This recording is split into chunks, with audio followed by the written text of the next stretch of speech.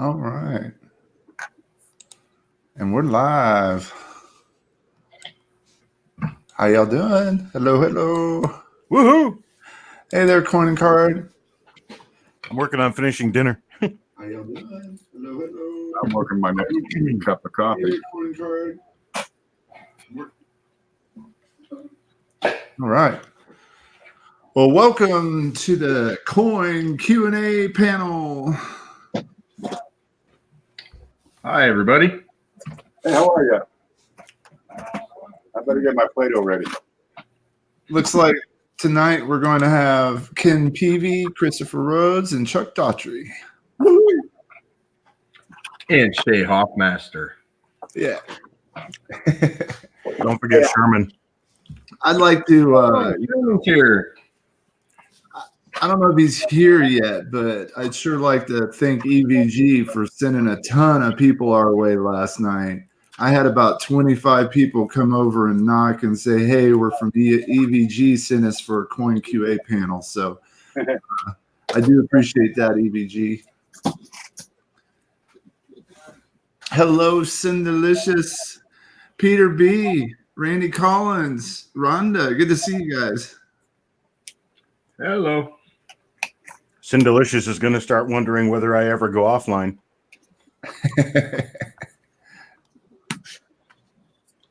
Live in front of my computer. I do. Hey, SJ. Hi, John. Ellsbury, Rhonda Tolliver. Good to see you guys. Well, we'll get going here in a minute. Hi, Linda. As you guys know, every week, one of the different panelists hosts the Coin Q&A panel, and we answer questions and look at your coins and answer questions for you. If you send your email with a good picture of the front and back of the coin and the detail of the area that you want us to look at specifically, that would be really good. Let me do this. Show that. There's the email address for you to send your stuff to. Hello, Coin Searcher. Hi, Adam. Welcome. We're just getting ready, letting folks arrive, and we'll start here in a minute. Hi, Jeff. I can't find all my toys. You just had them in a box. Yeah, but I moved the box and I probably dumped them out. Ay. But they're not quite big enough for the box anyway. All right, Sindelicious. I'll let you see Chris in his full glory. She's like, you hit Chris. That's okay. I'm ugly anyway. Hello, Treasure Trolls. All right. Well, I am Shay Hoffmaster of Mantic Coins, and I'm certainly glad that you guys have joined me. If this is your first time, you're in for a treat. We get as many questions and in as we can possibly answer over the next few hours. So just send your coin pictures and questions to checkmycoin@yahoo.com. And I will let's let everybody, the other panelists, say something about themselves. Chris Rhodes, you want to start off? Sure. Hello, everybody. Thanks for joining us tonight. I'm very active on Facebook coin groups. I do have a YouTube channel, Chris's Coin Channel, and I also write informative articles in blog format, adventuresincoinrollhunting.com. Check it out. And my favorite thing to do is this Thursday night Q&A.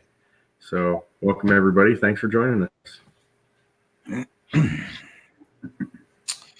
Chuck, do you want to go next? Sure. My name's Chuck Daughtry. I'm the owner of coppercoins.com. I have been doing coins for just about 43 years now. I've been studying the Lincoln cent most of my time into coins since I was about 5-6 years old. Now you can add those together and get my age, I suppose. I've got my trusty mate Sherman here with me, and we do a lot of video broadcasting now. There's a lot of stuff on the Copper Coins channel for YouTube. Come over and take a look at it. Appreciate it, folks. All right. And I guess I should have put this up first. There it is. Smile, Chuck. Is that correct? Yeah. Okay. Coppercoins.com. I thought it was youtube.com/c/coppercoins. Oh, well, this worked earlier. Oh, it did? Okay. Whatever works. All right. Ken? Hi, how are you? I'm Ken. I have the blog, the 1 Million Pennies Project, .blogspot.com. You'll see it around here somewhere. I do a lot of videos. I do a lot of live streams. We have the big show every Sunday night where we give away piles and piles of coins to some lucky collector. And the whole idea is to put coins into people's hands that they may not have access to otherwise and build the hobby. If you want your coins to be worth more in the future, grow the hobby. Get other people involved. Inspire them to do all those things that collectors do. Put together sets and collections and keep on going and hunt through coin rolls and find good stuff and, coin stuff. That's what I'm about. I promote the hobby. Nice. All right. Well, that's your panelists for the evening. I guess I could get right down to starting to read the emails. You ready to start? Sure. Okay. All right. Well, so after we left off last week, we got an email from Bill457. Let me show that real quick. I may not be ready. We'll see how ready I am. I'm never ready. You got this. Yeah, you got this. Live. How's that look? It looks pretty good. I like it. Bill, yeah, I changed the background and everything for you, Chris. All right, so Bill457, this is a die scratch, and it's a Wham 2000D. I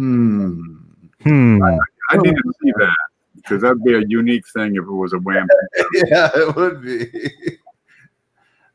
All right. Okay, that's a 2000D. It's definitely a 2000D. We can agree on that. Yep. But it is not, not a Wham. Hey, Paula. Nice. Well, so yeah, that's not a Wham. Where's the die scratch? Yeah, I'm looking for. You get a data scratch above the date. Is that what he's talking about? That looks more like coin damage. It does. No. Or maybe that. Same thing. Same thing. Yeah, if you have a scratch on the die or a gouge on the die, you'd have to see raised metal on the coin. Yep. Now I do. Bill, you have a spender. Yep. Bus fare. Wow. Where? We had that bus in my town. I'd ride the bus every day if that was fair. I don't know where I'd go, but I'd still ride it. There we go. I heard you want to check out Pennsylvania. Yeah. Well, for a penny, I'd do that for sure. Man, I think a bus was 35 cents when I was in school. Okay, you got to realize the die is the opposite of what you see in the coin. The coin is raised. The die is going to be sunk in, right? This will be convex. One will be concave. Whatever the void is on the die is what's going to appear raised on the coin. That's the way that works. So you have lifted and depressed. Now, if you have a scratch over here on the die, I would expect to see metal filling that scratched spot, right? So on the coin, it would appear as a piece of raised metal wherever the scratch is on the die, or a gouge on the die. it'd be raised. If you have a chip, break some metal off of that die, it's going to be raised over here in the coin. Now, if it's sunk in over in the coin, then it would have to be raised over here in the die. How do you add metal to the die? That's the trick. Well, there's ways to do it. You can do like a strikethrough where you have something in the way, in between the die and the coin, but that's not a die issue. It's hard to get more metal added to the die. Well, that's what I had to say about that. He's finished. Good explanation, Ken. For continued explanation, please insert 25 cents. Per hour. All right, we got an email from Agent Lumpy that says 65 dime. Let's take a look at this thing. All right, transition out. Shay, if you really want to impress me, man, you get that envelope to open up and the picture just appears out of that envelope. Oh, that would be sweet. Okay. Hey, Hidden. All right, maybe I can do that. I don't know. We'll see. Thanks for the challenge. All right, so something between the states and the of. Yeah. Those appear to be clash marks. I think that's what he might be pointing out, but I can't tell for sure. Hard to tell in that particular image because the lighting doesn't pick it up, but that other image looks like you've got a step off in the field right there. And that to me appears to be a die clash. That's probably close to the rim there between of and America. Well, that's true. Let's check out a Roosevelt overlay. It could be some chance that it could be a misaligned die clash. But looking at the brightness where it hits the letter, the letters are raised and the light's coming from the bottom. So if that bit beside the S was raised, I'd expect to see exactly that light pattern where it's bright and then shadowed above it. So that does appear to be raised on the coin. There's really nothing in between states and of on the opposite side of the coin. That's actually just flat field area. Also the same thing down in between the plant, I'm not sure what it is, and the torch. Those marks, there's really nothing there either that would create those types of marks as shown in his picture. I would have to lean towards scratches and damage on this one.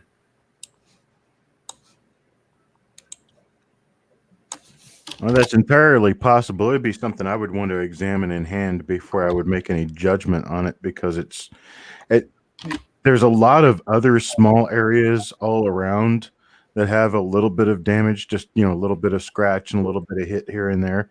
And this one's larger and it appears to be raised by the photo, but it may not be. If it's raised, it's definitely not damage on the coin. Unless there's like a large scrape area that we're not seeing, and that's the leftover raised metal from that scrape. But I don't see that either. Okay, I'm stumped. Ken? A gouge on the die would do that. It would. Maybe somebody dropped a screwdriver on it while they're working on the machinery. And it would offer a mark about that size and shape. But it's almost impossible to tell what made a mark. But it's consistent with a die gouge. They don't tend to draw a great deal of premium. That's the thing, especially on the Roosevelt dimes, which are a tremendously overlooked series. This would not cause me to say, "Oh wow, I got to have that one," but I wouldn't toss it. Yeah, it's only going to cost you 10 cents to hold on to that. When you don't have an answer for it, just hold on to it. If you think it might be something other than a regular strike, it doesn't cost you but a few cents to hold on to it. All right. But this photo is a little bit grainy. And we're trying our best to make a call with what we can see. We've got our next I email. want to show you something real quick before we move on. Oh, okay. During the original Banker app coin reveal, the roll reveal earlier today, I did a 1949. Here, hang on a second. Let me get this situated. I did a 1949 roll, 1949D, and we'll see if I can do this. Are we seeing my screen? Yeah, you're. Yeah. Oh no, I just see you. You don't see my screen? That's See, I it. guess I don't really know how to do this. Let's see. You're using OBS. You got your virtual cam on. No, I don't have OBS on. There's a screen share button or a share screen button. Oh, that's I what see it. Hold on a second. You added. Let's do it. How about that? There you go. Okay. You see that? This is one of the coins from the 1949 D roll, and that thing right next to the D. Wait, I've got hold on a second. You're Seeing your, desktop. we're seeing your desktop, Chuck. Oh, we are. Yeah. Well, let me try this. You Let have me it try on this the again. screen? Hang on. Let me try it again. Let's move this back over here. That's it. Now we got it. There we go. All right. Now let me see if I can find where I wanted to be again. There's the date. There's the mint mark moving in right there. You see that little thing sitting right next to the mint mark? Yeah. That is a die gouge. That is a pretty heavy die gouge. And this very well illustrates what Ken was talking about earlier with regard to it's a cavity in the die that was caused by a tooling mark of some sort. And it's raised on the coin. You can tell it's raised because the lighting is coming from underneath, and the dark part of this is above the raised lighted area. And so this is what a heavy die gouge would look like on a coin. I'm not really sure whether that dime matches this or not, but it certainly reminded me of it. Let me back out on this so you can see what it looks like at a little less than the molecular level. There we go. That's less than molecular level right there. It looks like a giant polishing mark. Well, it sort of is, but it's a lot heavier than any of the polishing marks because there's a lot of die scratches in there, but this is a lot heavier. It's a lot deeper. Here we go. I just thought I'd let you guys see that and have it. What happened? Ken, you got something you want to show? Oh, I'm still setting up here. I've got a die gouge on a 1921 Morgan dollar I picked out, I don't know, a month ago. I've shown it off a couple of times. Let's see if we can get that out and have a look. And it is in the BU in pluribus. Let's find our way over to the camera. Let's see, scope. There it is. And now all we're going to do now is make it show up. And let's see, where's BU? Oh, pluribus is on the other side, you dummy. There we go. There's a gouge, and this is one, it's kind of neat. You see it going behind the devices. Now, the light source on this is all around. But I've got a raised bit and a depressed bit that it goes behind the devices, which says it's on the surface of the die. Because if this were on the coin, it should go through the letters as well. And you find them from time to time. Well, that reminds me of that Lincoln you had with the circle that went behind the Lincoln in the memorial. Oh, I don't have that one. We were talking about a photo of that one. Oh, okay. But that's a neat one. That's what it is. And you'll see, well, so usually it's going to be raised up. But if it's been furrowed, right? A lot of times if you hit a coin or a die or a coin or something, you can raise up and depress the metal at the same time. There you go. And if it's on the die, it would leave the inverse of that. So you'd have a pit and a mound on the finished coin. Let's see if I can show the side of that just right. That's about the best I could do with a lump of Play-Doh. There it is. It's possible to make these marks.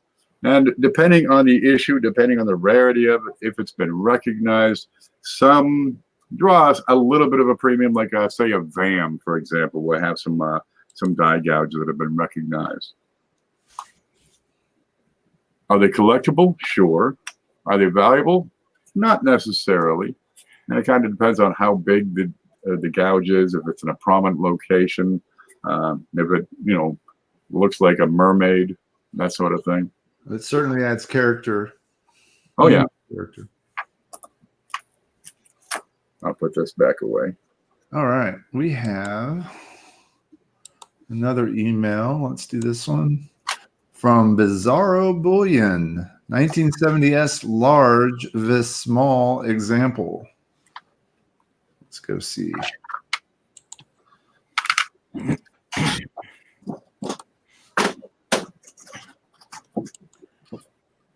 We're asking if this is a large or a small date.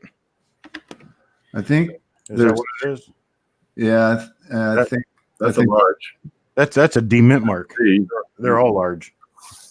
I think he's actually trying to show the difference between a large and small. Because that one's a small date. Yeah, that's why the VS was there. Okay, got it. Boom, large date, small. You see how let me see if I can draw a straight line. I can't do it with a ruler.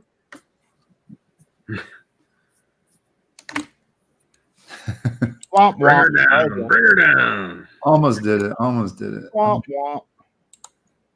Here. Wow, there we go. Not quite. All right.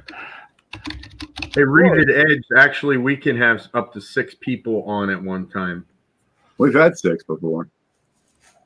So there's that one. And you also want to look at this one. That's what you call the level date. Yeah. So that 7 does not go below the 0 or the 1, really.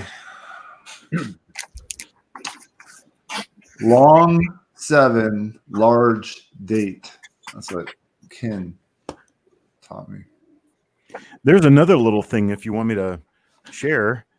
The 7 on that coin, you'll notice how the 7 looks like it's all one piece. Mm-hmm. If you switch over to the large date, it looks like 2 sticks stuck together. There's a seam between the 2 parts. Ah. Like chamfered edges coming together. That is on all large dates, and all the small dates, the 7 is just one single piece. There's no seam. That Nice. is nice. Thank you. Yes, I'm sir. always sitting there trying to look at this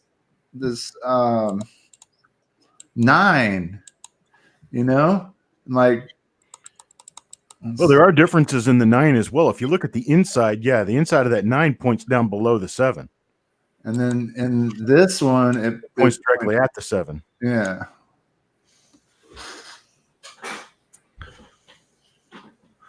So, But the easiest difference with an uncirculated or proof coin is to just look for that crease. yeah, that's awesome. I don't know. Looks like the zero has a different shape inside as well. It does. And the top, if you look at the top of that 0, it has a little hump on the top of it. Yeah. It has a little camel hump on it. And the other one is more or less perfectly round. But it's a little harder to see that. 2 easiest things for me, the crease in the 7 and the fact that the 7 drops below the 0 on the large date and it doesn't on the small date. So what about the weak liberty? Well, that's only if you've got the 2 together. You can tell that for sure. But I've seen Liberty look kind of like that on a large date. And if you don't have them sitting together with one another, you can't really tell whether it's a weak one or a strong one sometimes. I don't have it. I don't use it as a verifiable marker.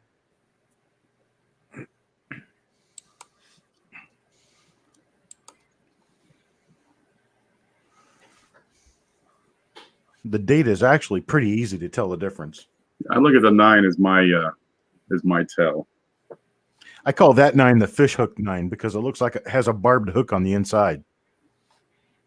And then the other 9 looks like the fish would slide right off of it.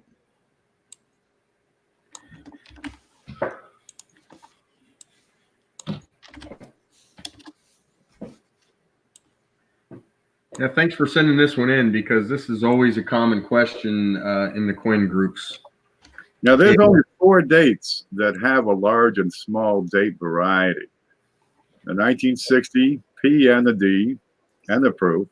The 1970, but only on the S. The 1974 P, D, and S, but not on the proof. And the 1982 P and D. They're the only ones that have a large and small date. So if you're wondering if your 1977 is large or small date, there is no difference there. On the 1970, I look at this. The direction of the pointing on the 9. On the large date, it points down at 5 o'clock. On the small date, that thing's curled right up tight. And that points over there to 3 o'clock. That's a big difference. There's a little chisel on the point of that 9 as well. Let me get that just right. But it curls up right just tight. I can't get tighter than this. No. Kind of like that army haircut, man. High and tight. Huh? Well, not on you, Ken. I don't have to cut my hair anymore. If they gave you a high and tight, you wouldn't have anything left. Well, he'd have a little ring. Like a C. So there you have it, folks. That's Look almost like one of those public toilet seats. Ooh. that's Let me put that on my head. that's Instead of a bowl cut, he could get a toilet seat cut.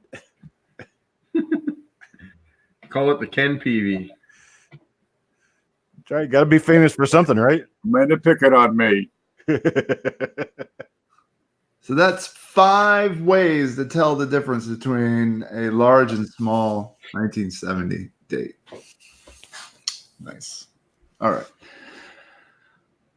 Let's see. I have another email loaded up here. Let's do it. It's also from the same person. So Bizarro Bullion, 1966 SMS dime with a 5 on the cheek. Did they attribute this one yet? And That would be interesting. I don't think it's attributed yet. It's identifiable, but I don't think any attributors attribute it. You have to decide what it is before you can attribute the thing. It's an anomaly so far. Yeah, I think your best bet would even be with Annex if they even decide to do so. Mm-hmm. You have to have someone to add it to a website or a book, like Kaneka or somebody like that. there it is. I need a reference. Well, it has a general shape of the 5. It's a mark on the cheek of the special mint set dime in 1966.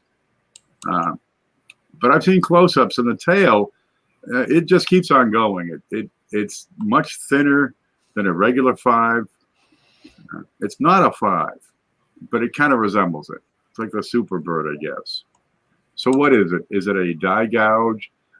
Is it a struck through the hub? What's going on with this? What caused that mark on these coins? And a few have been discovered so far.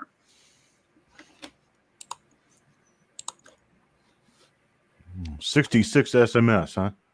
That's it. I think I got a roll of those around here somewhere. Robert Lawson picked it out, and he held on it for a while. And then another one discovered. And that's what really makes it, is when you have a repeat. But if you put that under magnification and take a look at the tail, you'll see it. It kind of keeps on going. And it's more like a piece of wire. You know what it kind of reminds me of? Have you ever seen like someone who was trying to engrave something with a very fine Dremel tool, and they kind of like let the Dremel tool kind of just vibrate and trail on its own for a little bit. Have you ever seen those marks? I don't even know what to call them. It kind of reminds me of that.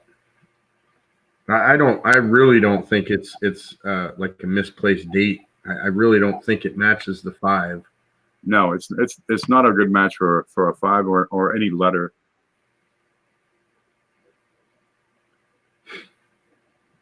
Definitely interesting though, and of course I'm going to keep my eye out for them. Now that would come across as a UFO, or what I call a UXA, an unexplained anomaly. They're out there. We know they exist. We've seen repeat examples, and they're consistent. So what is it? Well, the jury. Speaking of UXAs, have you guys seen what Paula was sharing in the last couple of days about the dot in the center of that quarter? Mike Diamond actually commented on it now, and he believes that it's just an uncommon shaped die chip. Yeah, I mean, I disagree with that. I think it's too perfectly round, and I think it's too perfectly centered on the coin to be a die chip. But it's cool that it's finally getting some notoriety, though. Well, a few of us were talking. We were talking that it's consistent with a point on a lathe, but we're not quite sure. It seems to be an idea that makes sense. If you were to hold a die in a lathe, and now you're normally boring out this end to a cone shape, but what if you got it backwards? You would leave a point here, unless you're using a secondary clamp to turn that lathe. Well, it's an idea. Until we have a solid theory, it's a working one, but it's not yet explained. What were you? I'd have called it a die chip.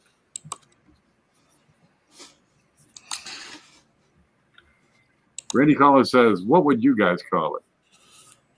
I call it a UFO. I just don't. I think it's too perfectly round and too centered to be a die chip. The chances of that being in that spot in that shape, to me, just it just seems too perfect.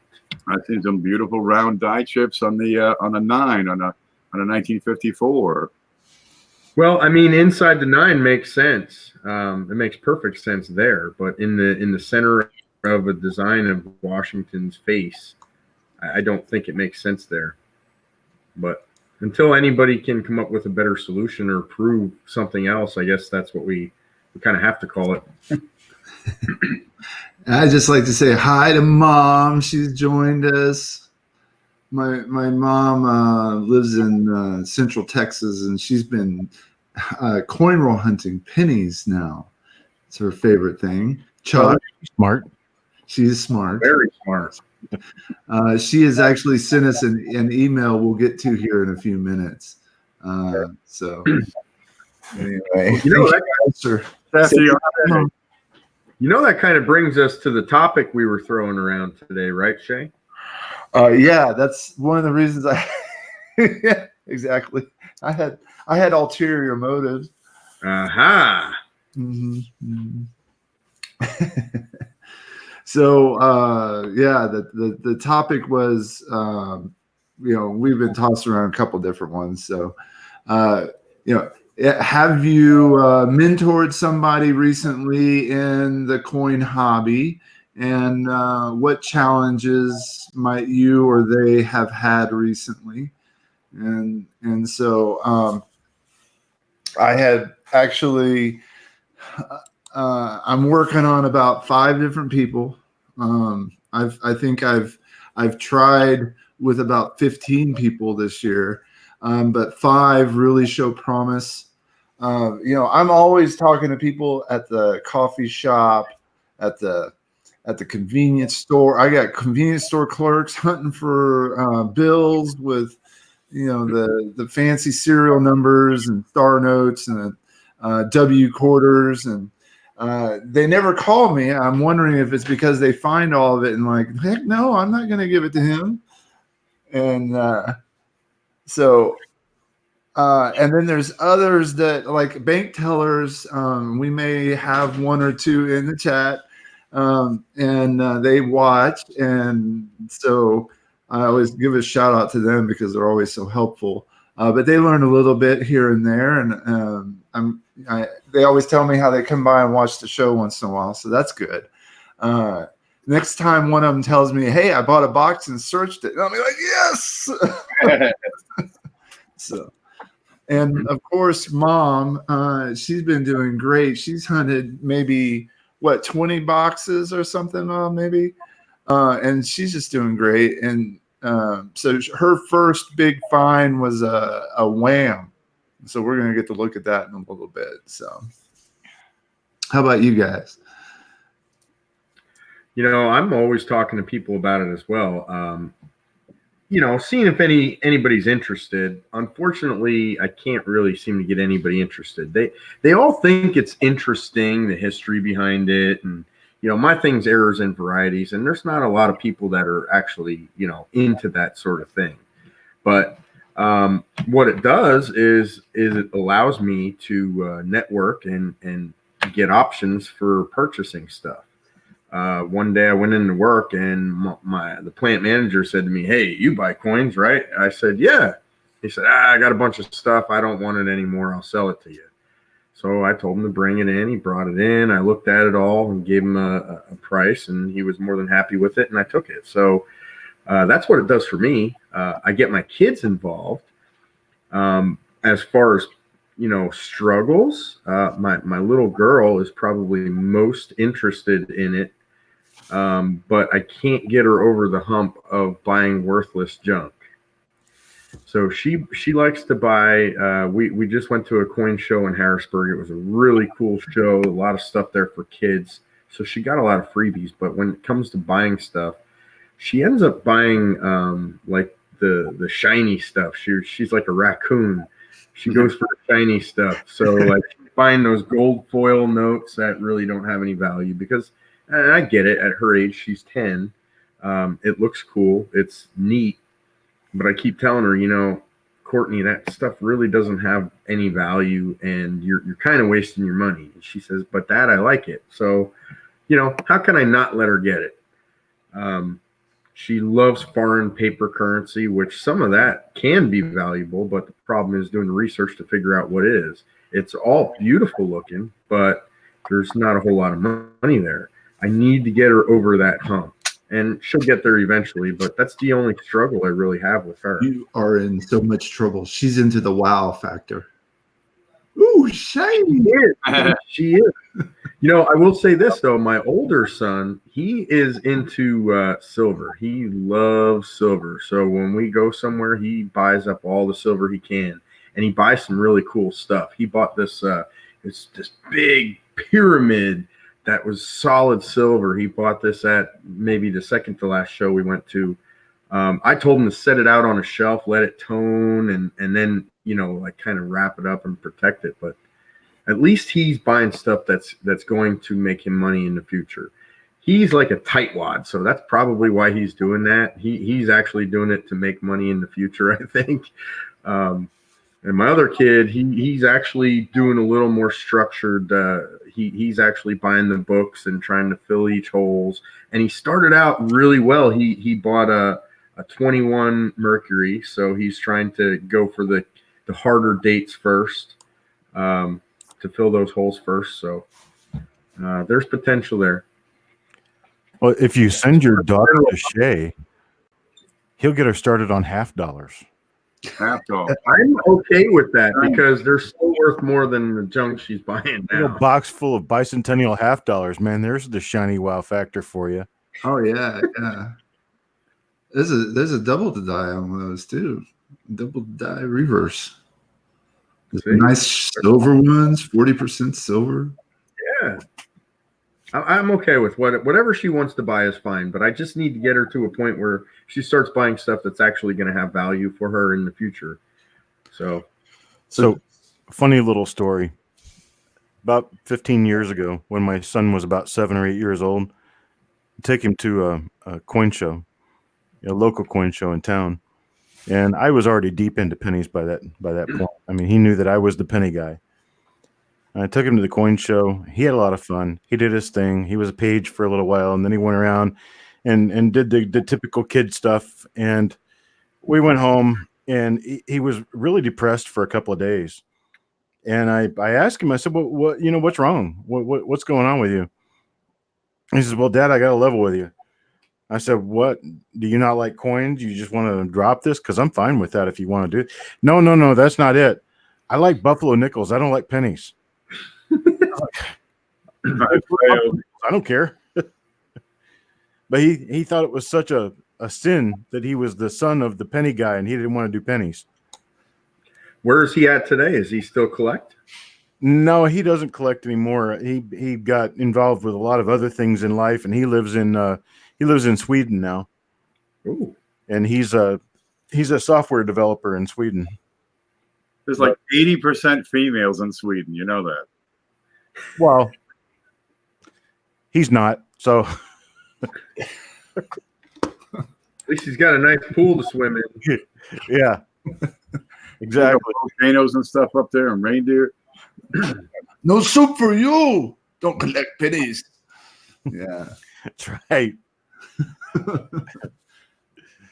I've educated a lot of people, or at least tried to educate a lot of people. It doesn't always take. Sometimes you get these people, they will, no matter what, they will never get it. They just can't get their head around how the dies are made, how these things happen. The three most challenging obstacles when you start to learn about die varieties is damage, right? Machine doubling, and die deterioration. If you can get your head around those three, you've got a good chance of going all the way and really getting your mind around this stuff.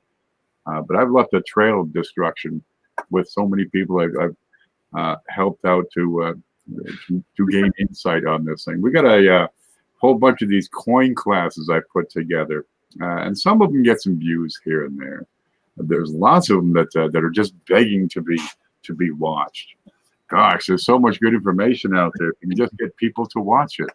But I've had some success stories. We had this one guy, he's actually down in Tampa area.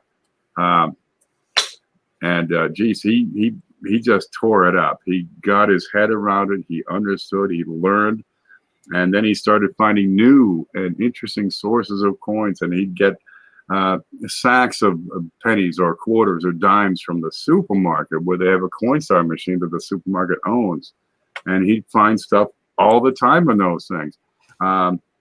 Entire batches of proof quarters. Okay, well, they're circulated. They're going to be impaired. He says, oh, yeah, but look, they're silver. You find like 50 silver proof quarters in a Coinstar bag. Wow, that's not bad at all. He's the one that got that 1914D out of a Coinstar machine, cost him a penny. Crazy things. But they're good stories. And what I think is great is when the people I teach become confident enough that they start to teach other people. That's when I know I've made a difference. CFA says, we love classes by the professor. We share them on the Twitter. Thank you very much, CFA. I got to share more CFA stuff on Twitter. You know, Ken, I'm glad you said that about that coin machine because my local supermarket where I go to cash in my coins, yes, I do not re-roll them. No way in hell am I re-rolling thousands of coins. I would rather pay the fee. I don't care. But they used to have a Coinstar machine. Now they have their own brand of coin counter. Now a Coinstar machine will kick out the odd stuff. It'll kick out the silver. It'll kick out the steel pennies. It'll kick out the foreign stuff. But these other coin machines that the grocery stores are starting to use, they don't kick those things out. They take them. So I don't know why I didn't think of this before, but I'm going to talk to that store manager about getting some bags of stuff from them. That's where you find the treasures, man. People go to cash in their change when they're desperate. I had a connection at one point in time from a credit union where I could get bags from a credit union, and I've always done really well with them. So thanks for bringing that up. You just kind of sparked something in me there, Ken. I've had a lot of people say, is it better to get bank wrapped rolls or customer wrapped rolls? And there is a significant difference. Now, when the bank wrapped, the machine wrapped rolls, what you're going to get there is a broad spectrum. You'll get a sampling of the whole population of coins, what's out there right now.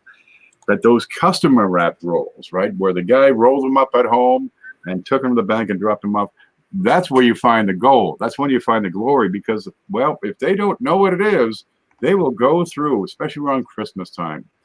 They will go through the house and pick up all that change and take it back because they don't know what it is. And Christmas time, I call it the Christmas effect with customer wrapped rolls. That's when I find the most good stuff, because I got to get that new dollhouse set for the little snowflake. And hey, look, there's that old quarter that's been in the drawer for forever. Let's just send that back to the bank. And you get the same effect again in January when they got to pay their credit card bills. But there's a big difference between customer wraps. That's where you have the greatest chance of finding those gems, those, ooh, I've been saving this for 50 years, but it's just an old penny. I'll get rid of that.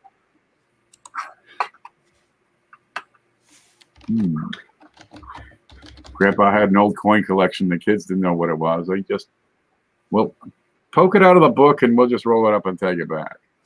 And then you really score. Yeah, another thing is certain areas of the country are more depressed than others. Areas right around me, not specifically where I live, but areas around me are high drug areas. There's a lot of poor people. So there's a lot of times where people just, I knew a guy that worked at a local Turkey Hill, and he would always be getting like super stuff because people wanted a pack of cigarettes, and they'd come in with like, silver eagles to buy cigarettes and using them as face value. It's just unbelievable what people would do for a pack of cigarettes. Man, if I could make more money working retail, I would definitely do it. But yeah. There's plenty of old coins and rare or valuable or special coins that make it into circulation from different vectors, different ways they come in. A lot of it is desperation, right? There's some crime involved, and sometimes it's just they just don't know the difference. It means nothing to them, and more than anything else, it's that lack of information that brings those coins and puts them into circulation. My sister, when she was 6 years old, I had a little collection, I'm 13, 14 years old. I got, some proof stuff. I got some bicentennial quarters because, you can pull those out of pocket change, a whole bunch of wheat pennies.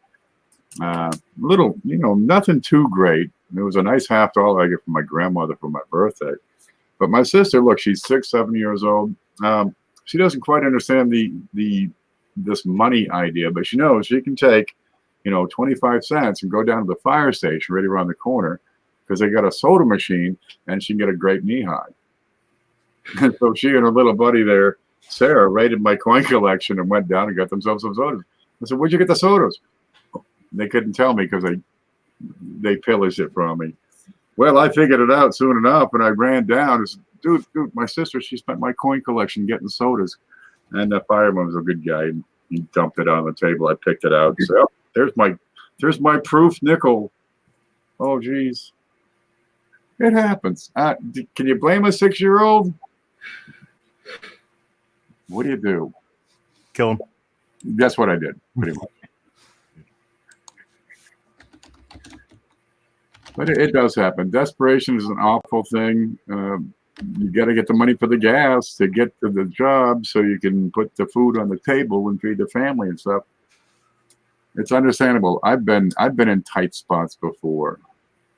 There's a video that was circulating where a guy had his quarter collection, right? It's got the map and all the quarters and the state quarters, and he's taking it out and putting it in the laundry machine.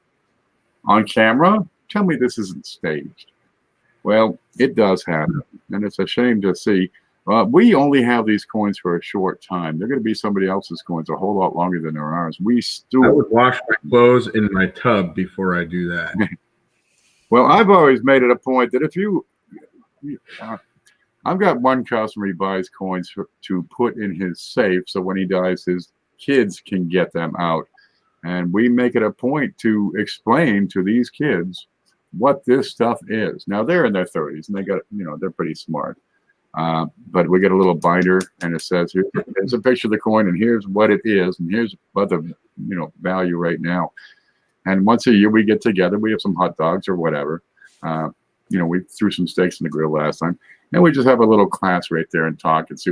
He'd been trying to hook me up with his daughter for years, but it's good if you have coins you're going to leave behind when you're gone. Why not try to make sure that the kids know what that stuff is? Spend some quality time with the grandkids and say, look, we got these coins here, and they're not for spending on gas. Look, it's liquid capital you can take. You can sell the darn things, make some good money, pay your light bill. But don't take it down. I'm very adamant about labeling all of my stuff thoroughly. So, everything is sorted, organized, labeled accordingly. And of course, my kids know all about this stuff because I live and breathe it. But that's very important. I mean, a lot of people collect stuff and they're not so organized, and they just throw things in a bag, and that's how things get lost, I guess, and misunderstood when inherited. I had a guy on a job site came in one day. He's got a Morgan dollar. It's pretty beat up, but he's pretty proud of the darn thing. He shows, look, I got this here old silver dollar. And I said, that's real nice. That's real nice. Yep, I got a whole jar of them. Oh, I shut it right there. So the next day I took one in. It was a PCGS MS65. That's a freaking Morgan dollar, baby. Oh, yeah, that's pretty good. But I got a whole jar of them. Not everybody knows about the hobby in depth. How do you get through to 20 million people? I saw some numbers not too long ago about how many coin collectors are there in the USA, and you got a couple of 100,000 active collectors who are out there putting together sets, actually spending money on the darn things, and improving their collection. Then you got another million people who have a few coins, and some of them might be kind of value. And then you got another 5 million. They got something in their sock drawer that their grandmother gave them 75 years ago, and they hold on to it. And God only knows what that is. How do you get it? Then you have a million that have a 1909 SVDB that came from Wish website, but their grandfather gave it to them. My grandfather gave you. Yep. Coin Dragon says, I was at a pawn shop when a guy came in with an album of Morgans, nearly complete, and paid $500 for it. Oh God, he paid $500, or the guy at the pawn shop paid $500? Oh no! I'm opening me a pawn shop tomorrow. Yeah, right. What he didn't tell you is that they were all made of tin and their dates were the wrong shape. Yeah. The collection started at 1679 and ended at 1830. They're all blue. That's right. So Mad Coin Collector asks, what do y'all think of Ohio taxing gold and silver? It's totally wrong. It's a grab. They do better to tax marijuana. Everybody else is. Now, we got two things in the world that are not taxed. One is the air you breathe. I think we could probably look. I'm getting off on another tangent for another. Yeah. Ohio's still a state. I just lit his fire, I think. Ohio, you're doing it wrong. I thought they disbanded Ohio and they all moved to Florida. Nah. That happens between November and December, right? Yeah. Let's be honest here. The government and other private businesses are making it almost impossible for people like you and me to be able to make a little extra money on the side by selling this stuff. Everywhere you go, they're adding taxes and fees. I mean, if you sell something online, you have to use one of the, like PayPal or something like that. Most of them charge fees. The good ones that offer you protection obviously charge fees, which okay, I don't mind paying a fee if I'm getting some sort of insurance per se. But I stopped selling on eBay a long time ago because eBay was raping you, PayPal was raping you. I just got an email the other day that there's some sort of different online tax thing that eBay's putting in place now. Different states are adding different rules. PayPal is stopping protecting certain things like precious metals and coins, and it's just it's getting so hard to try to make extra money on the side. Everybody wants their cut, I guess. Everybody wants their cut. That's what it comes down to. It's all about money, and you can't make money without giving a little bit extra to Uncle Sam. A little bit extra. I have paid more in taxes than a lot of people make. And they say I don't pay my fair share. Don't get me started, man. No, I hear you. I last year, my previous job, I made really good money, and I'm in the same boat. I paid more in taxes than, let's say, someone making minimum wage, working full time, makes per year. It's crazy. Well, we do have some more mail. Let's grab the next one. Wow, you don't want to get into that sort of thing. Look, politics, religion, and abortion. Stay off of those subjects. Really. Everybody's gonna just lose their minds. Yeah. This is a coin show. I think. Oh God. Yeah, we'll avoid that. Pay your taxes though, or they're gonna come after you. You can't outrun the dark man. So this guy named Shay, he's running for office, walks into a church and gives birth to an unfinished $50. Oh, okay. From Bizarro Bullion, we have 1970 S Lincoln. Can you help me narrow down which DDO this one happens to be? I'm having troubles. Bring in viewer transition. Let's take a look.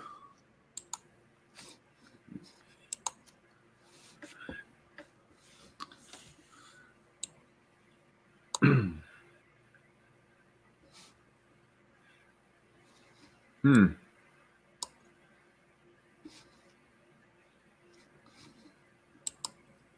not So seeing, far, it looks like machine doubling. I'm not seeing anything in those photos. I see machine doubling at the bottom of the letters in trust. That one looks interesting, though. Can I see the date again? Where is it? It's right there. It is. It's a large date.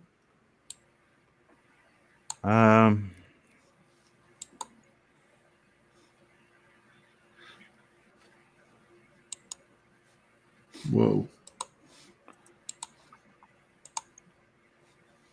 It looks like could be a double die.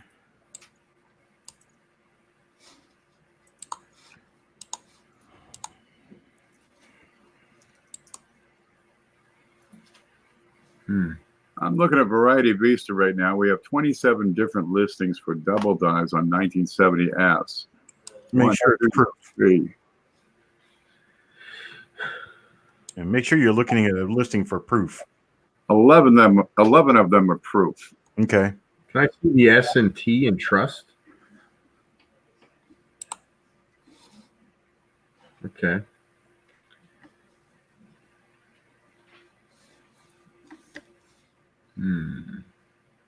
Now, most of the key, most of the marquee images are showing separation lines on these proofs, and I'm not seeing separation lines on your coin.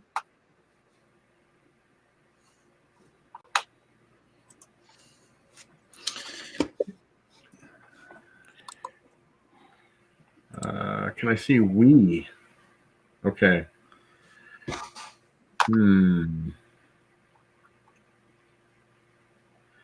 Boy. Okay, it's not number 3. It's not number 1. I would take a close look at 21. Is there a close up of the word in?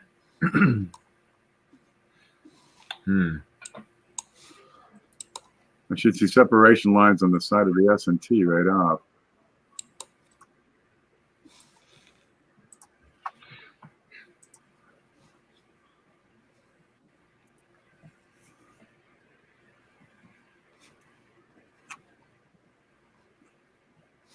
Yeah, I don't see any splits.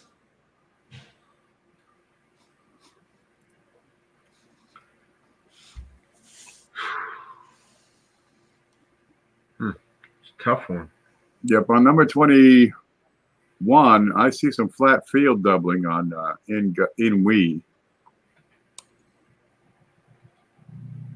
And Wiles is talking about a spread in trust. And there's a little bit of an angle on the bottom of the second T, and some extra thickness on the TRU. And looks like on the S as well, and the T. Okay. Can you go back and show me Liberty again? There it is. Ah, okay. No.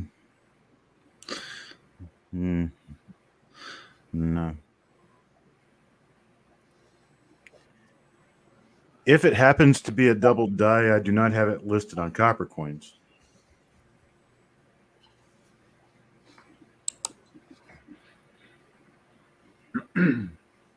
Here's your home.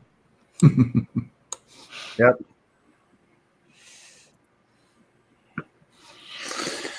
Maybe let me look at I'm that. really feeling the love here. Yeah, let me look at this reverse, see if there's anything that might have been. The only place you're likely to find doubling on the reverse is on the top of the N and T of cent.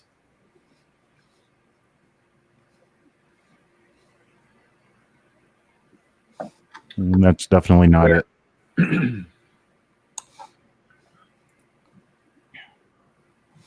Not it. I did see something on trust. Maybe it was.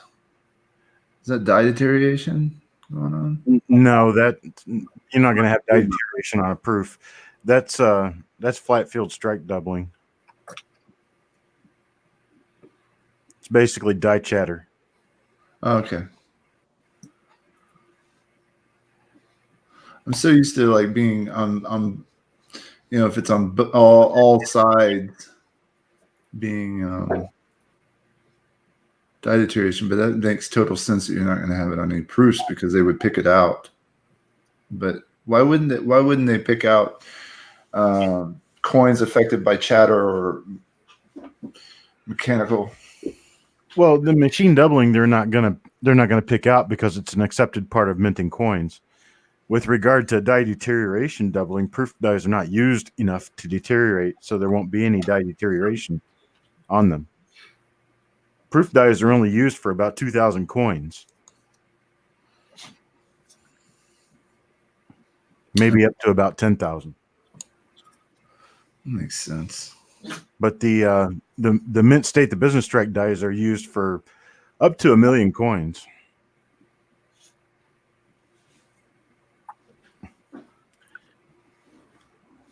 I'm not seeing anything that looks like that anywhere, but I'm also not willing to just completely discount that it's a double die because I do see some oddly shaped devices there that don't look like they're supposed to normally look, but it also doesn't spell doubling to me, which is confusing.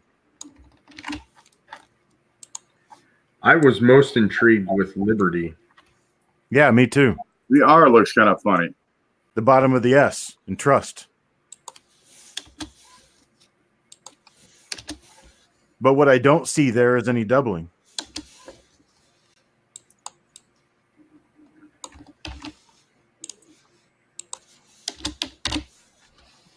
What I've noticed, Ken, can you stop right there on scroll back up one little bit?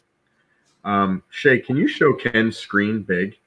One thing I've noticed on some minor double dies that are maybe harder to see, specifically the modern stuff.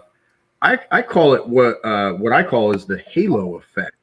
If you look at the picture on the very right of the U and the S, to the left of the U, all the way down the side and to about the middle, and around the S. Now I know part of that is glare, but you get this like distortion of the die that gives somewhat of a I don't even know what to call it. I call it a halo effect, but it has helped me find doubled dies in the past because it just it's like the flat field area around the doubled device kind of gets sunken in, if that makes any sense.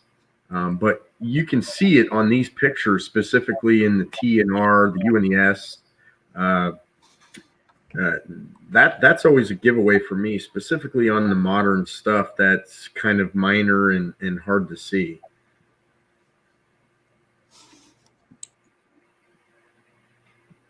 I find proofs are difficult to pick out a lot of times. I've picked them out before. They're tough to look at, man. That reflection, the light, it's tough. I spin those things around 27 times a Sunday trying to identify if it's a doubling going on or if there's some kind of variety. And usually, really, I go blind before I figure anything out. The lighting is the trick on these.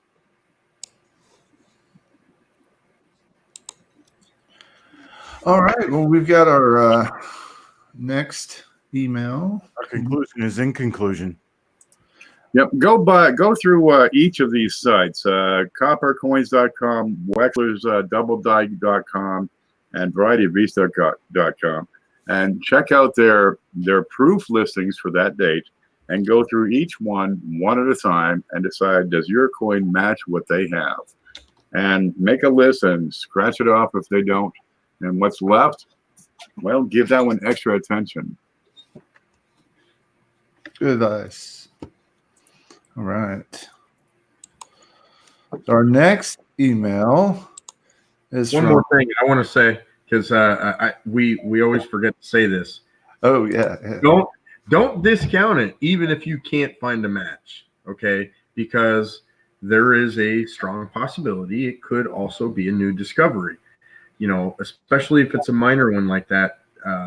So don't discount it. And, hey, maybe pay the couple bucks to send it off to one of those three to get it attributed. If it is, they'll assign it a number. You'll get credit for the discovery. If not, you paid a couple dollars to learn a lesson. That's it. So don't discount it if you can't match it up. I've found, at least 7 different double dies that no one found before. Some of them were older. Most of them were new, but some of them were older. There's always new double dies being found. Don't panic and don't get rid of it right away. Send it off. And we've all learned a lot of lessons. Yep. All right.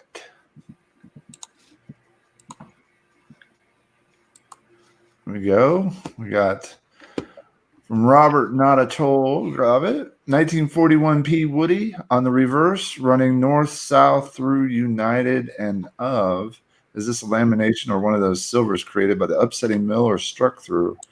You did the exact same thing I did. I read that 3 times and saw silvers, but it's actually slivers. Slivers.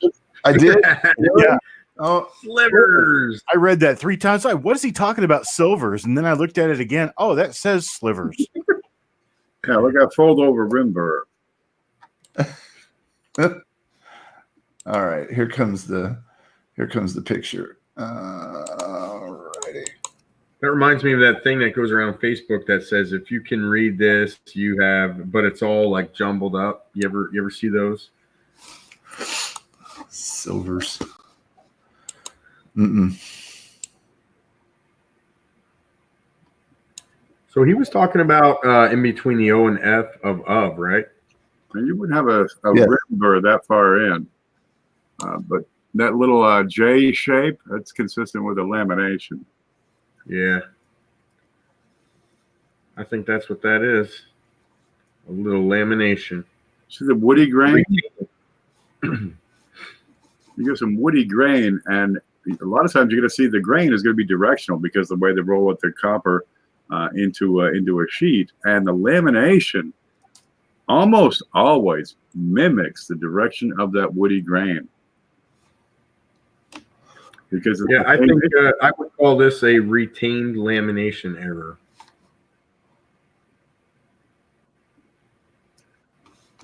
I can actually see the curve up top too. It's like it's almost like a stretched out oval. Yep, there you go.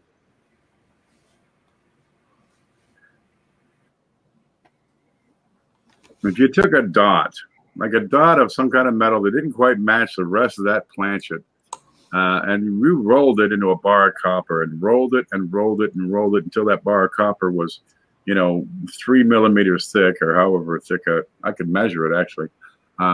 That little dot is going to elongate, and it might not always adhere perfectly to the copper. And that's what a lamination is. It's kind of a bit of metal that did not mix properly. It's an issue with the alloy, and it didn't quite bond properly.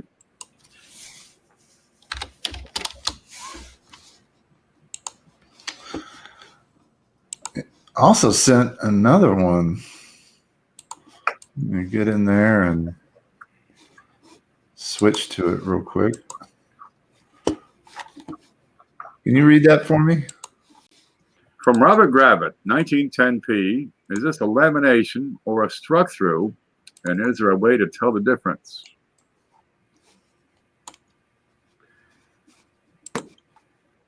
Answer to the second question is yes. This is a struck-through.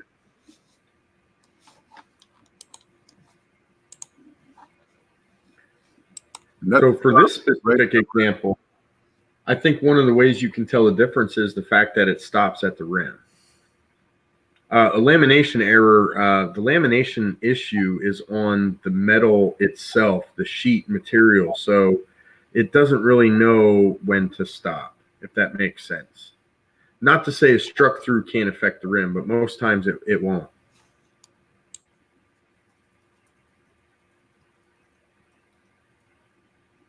Now, one thing to point out here is if you kind of look at the shape of that struck through, it's actually possible that this coin was struck through a detached lamination, such as the one we just saw in the last coin. If that piece that we looked at in the last coin fell out and kind of stuck to the die, and the next coin came through, and the dies struck that coin, you'd get a mark similar to this. I'm trying to look at the grain of the metal here, but it looks fairly consistent. This coin looks to be like good, maybe a little bit better, almost very good. And a lot of times, once you get below fine, you lose so much detail that it's hard to make a call. Could it be damage? I would start with that assumption. But I don't see on the reverse of the coin, opposite this mark, I don't see a spot where the blow that would create this would be absorbed. The other issue you have is that this is an indentation into the coin, and if it was damaged, you would have raised metal around the indentation where the metal was displaced, and there is none of that here. Yep. Yeah, and I think that deserves a little bit further explanation. Sometimes I think people don't understand that metal cannot just disappear. So when something hard hits a coin, most of the times I'm going to say it's usually not straight on unless it's intentional. It's usually at an angle or while in motion. So whenever that happens, the metal that gets pulled out of the groove that is now created in the coin simply gets displaced somewhere else. I like to use the example of you're at the beach, you're walking along the beach, and you're dragging something behind you, maybe even just a stick. and you're creating a depression in the sand, but on both sides of that depression, you're actually creating two humps because the sand just doesn't disappear. It just simply gets moved somewhere else. That's what Chuck was talking about. There's no evidence of any metal displacement or ridges or furrows or whatever you want to call them around this area. Within this very example, you can use the 2 large scratches in the field as a pointer as to what to look for.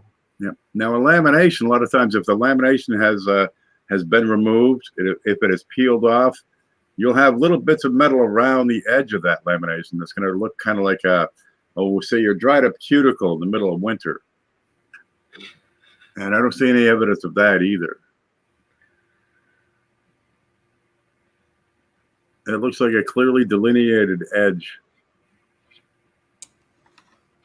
I go with a strike through. Yep, I agree. Struck through a shrimp's foot. That's what it looks like.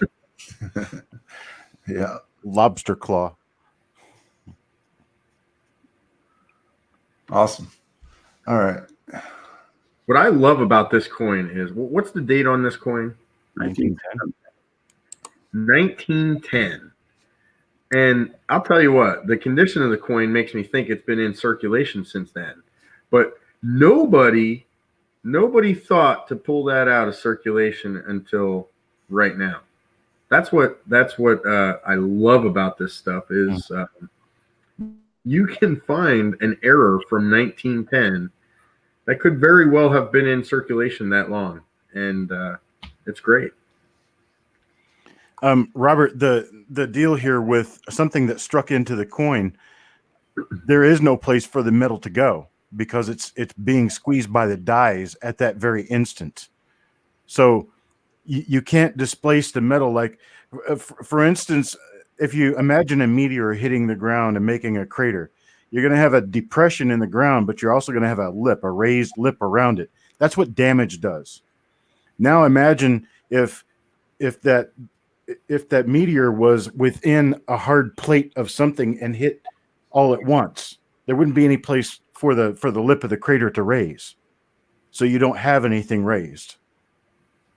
Basically, in a molecular level, it's basically displacing everything evenly throughout the metal because there's no place for it to go raised. You might have a slightly thicker coin, but you wouldn't be able to measure that. It would be hundreds of thousands of an inch. Exactly.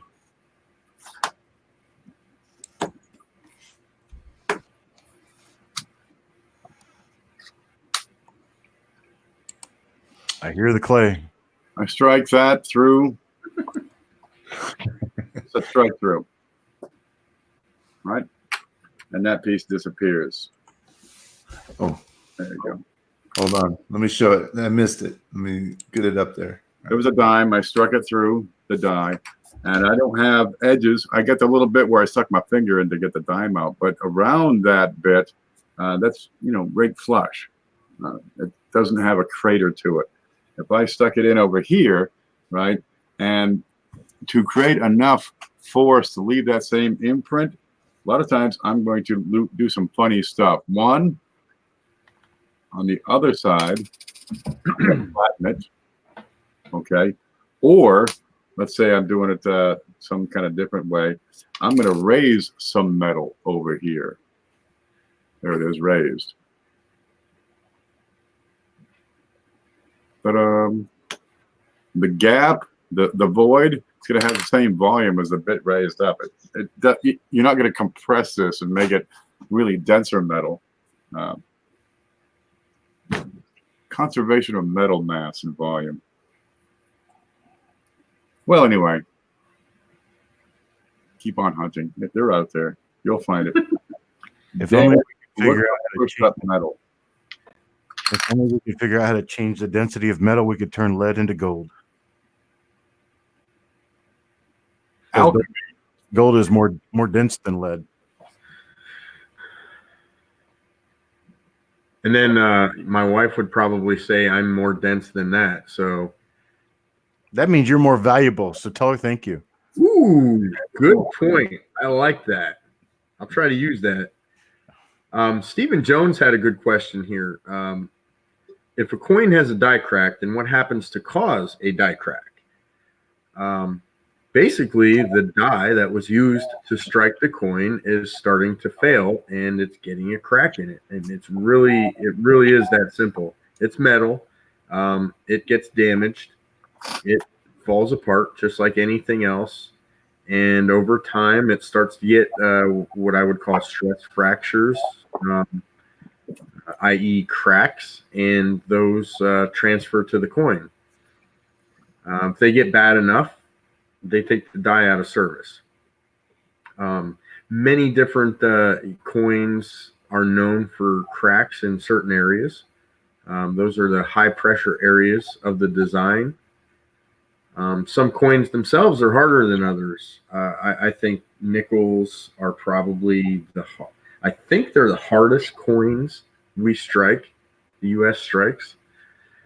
So you'll notice on nickels, the details are often mushy, and there's also usually a textured look to them, and that's because the dies seem to wear out a lot quicker for the nickels.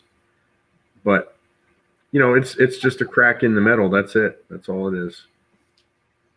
So imagine this. Go out front to the sidewalk, smash it with a sledgehammer, and then take a fistful of Ken's clay out there, press it into the sidewalk and peel it off, and look at the result on the clay. If you imagine doing that, what you're going to end up having is a ragged line that's a break in the cement because of the sledgehammer. But then when you pull the clay off, you're going to have that exact same line, only in reverse, which means it's going to be raised. That's what a die crack looks like on a coin. Thank you. Lightning bolt. Here we have an actual die. Boom! This is I got the piece of paper. This is what the hell was it? This is actually used to make circulating Florida quarters. Here's your serial number. Is work used on the a Schuler press. It made 86,000 coins. It was taken out of service because it cracked. Wow. And they got to grind it off when they send it out, because otherwise we're going to make our own quarters. It's a piece of steel, really heavy duty steel, right? It's good. What is it? Stainless? I don't know what it's made of. But they're going to take the two of these things and just bash them together repeatedly, 86,000 times. Look, it's only going to hold up for so long before it starts to give out. But once the stress is too much, it's going to start to crack. And it'll be just a little bit at first. Sometimes it can open up. It can grow quickly. But what you're looking at, if you have a crack on the die, I got a piece of different colored metal Play-Doh here. You're going to see raised up. That's not it. I'm not ready. I only had the one color out. You're going to have a little bit of extra metal show up on your coin, and it'll be raised up because this is the metal that is filling that little gap on the die. Right? Any gap here is going to be raised on the coin. And you'll see that. And over time, it'll grow, it'll change, it'll pick up another chip. But these things they're not permanent by any means. They have a lifespan, and once they're used up, man, forget it. You can barely see. Sometimes the die wear gets so bad, the design is ruined because of it. But that's what you're looking at. You find these a lot on 1982 zinc pennies, 1983 pennies, because the new zinc is a lot harder than the old copper, and the dies were not improved to account for that. So you have, they just cracked all the hell. If you want to find die cracks, take a look at those. You'll find them at stress points such as, let's see, give me something square. Have I got anything square? Ooh, here, watch this. Okay, you get a round coin, you get a square device, right? Maybe it's going to be a building when it's raised up. Ooh, coins where you have less metal, right? Because of the design, you're going to have a little less metal at the corners, and that's where you're going to find them a lot of times, right? Maybe you have a $50 and you got the nape, the point of Kennedy's neck or George Washington's neck, his bust line. You'll find a lot of them right there going from that point because the forces are outward, right? They're pushing outward in these two directions. And you have the thing called a Young's modulus, which is the strain this metal will take, and it'll only take so much, and it's going to give out first at the weakest parts. Well, that's the idea. And yeah, you get a little crack what forms. Feel that crack with the coin coming in. Well, that's what I got. Excellent. Shay, you're muted. We got a couple of questions that came in. Thank you. Numismatic Picker says, since my 1952 nickel graded a PF69, does that mean it was one of the first off the die? No. It just means the coin was well preserved. That's all. Doesn't have anything to do with when or why or how it was struck. And his follow-up question about it being, or where was it? Because proof coins are struck many times with high pressure? No, it's not because of that either. It's just the preservation of the coin itself. The coin was very well preserved, thus it graded a 69. If it wasn't quite so well preserved, it would have graded a 68 or a 67, but that would have nothing to do with the strike on the coin. Yeah, I mean, you can take a Jefferson nickel that has extreme die deterioration and possibly get a high grade on it.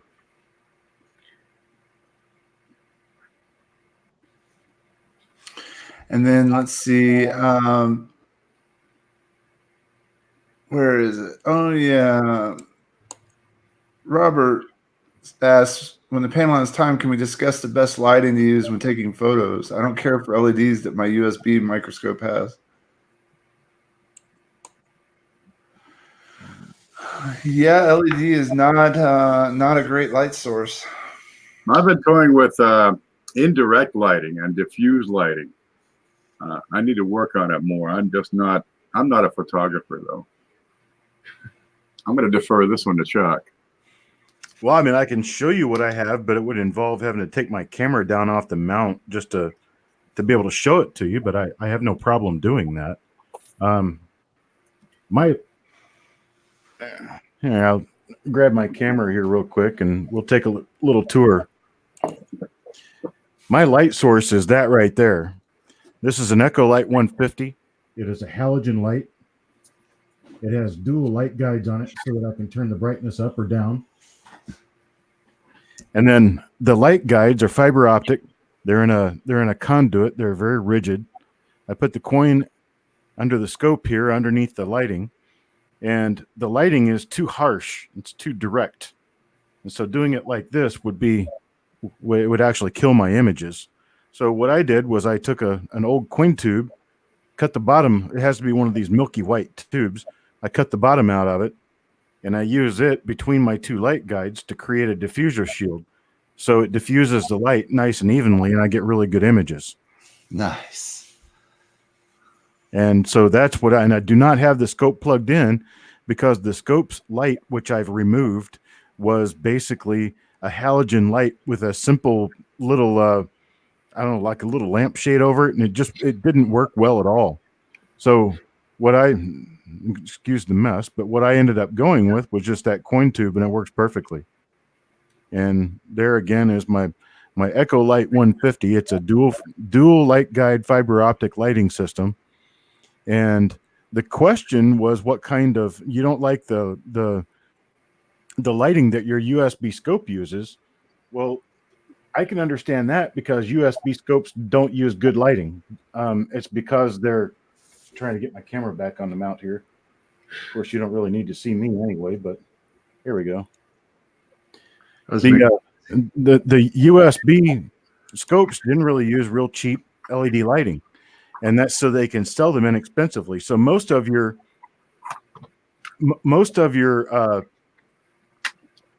LED scopes, your little USB scopes, are under $100. Some of them are $100 to $200. Some of them cost $300 or $400. But that light that I just showed you, that light box with a halogen bulb and the dual fiber optic light guides, that's a $600 piece of equipment. And the microscope itself was another $300. And then you have to have a camera because it doesn't have a camera included.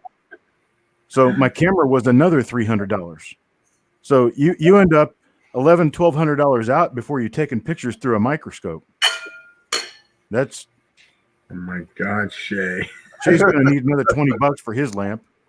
Yeah, these are like $10 at IKEA, but they're great because they got these articulating arms. Move them all.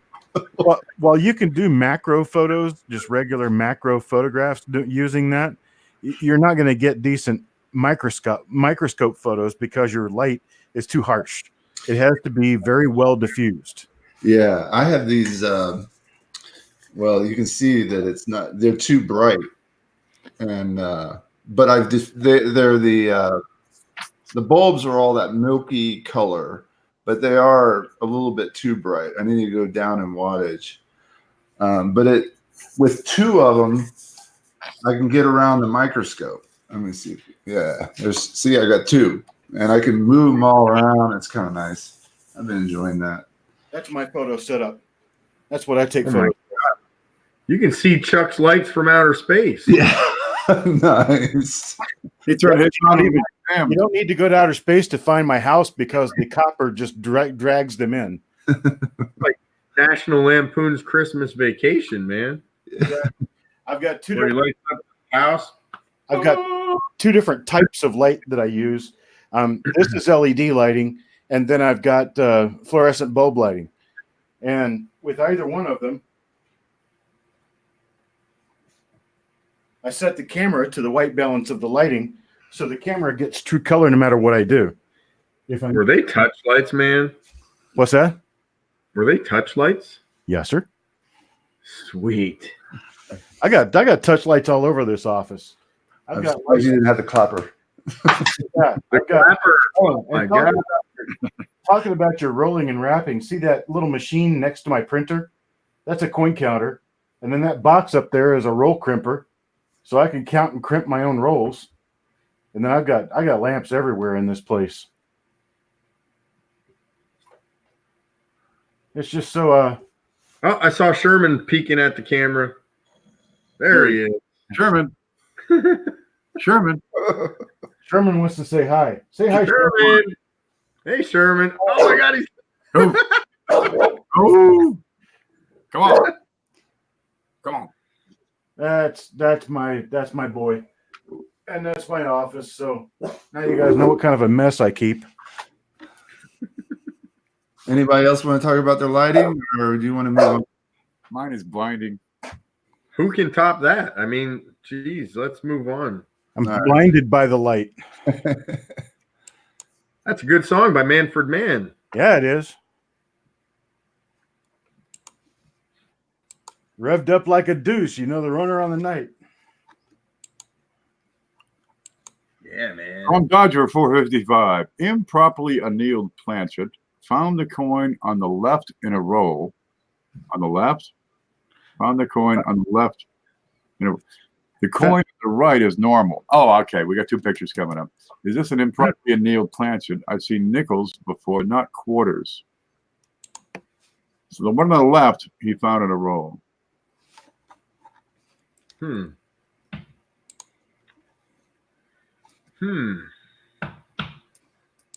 Now that's interesting. That actually is quite interesting. That photo is kind of that photo there is better. You can see the color difference. I can't. The one on the left is darker, Chuck. But what Is that- intrigued Is that charcoal or is it brown? What color is it? I would say light charcoal. Okay. But what I don't like about it is if you look at the coin on the right, you can see clear evidence of the mint luster, okay, the cartwheel luster. The coin on the left, you don't see that at all. It's dull. So that tells me that this coin has environmental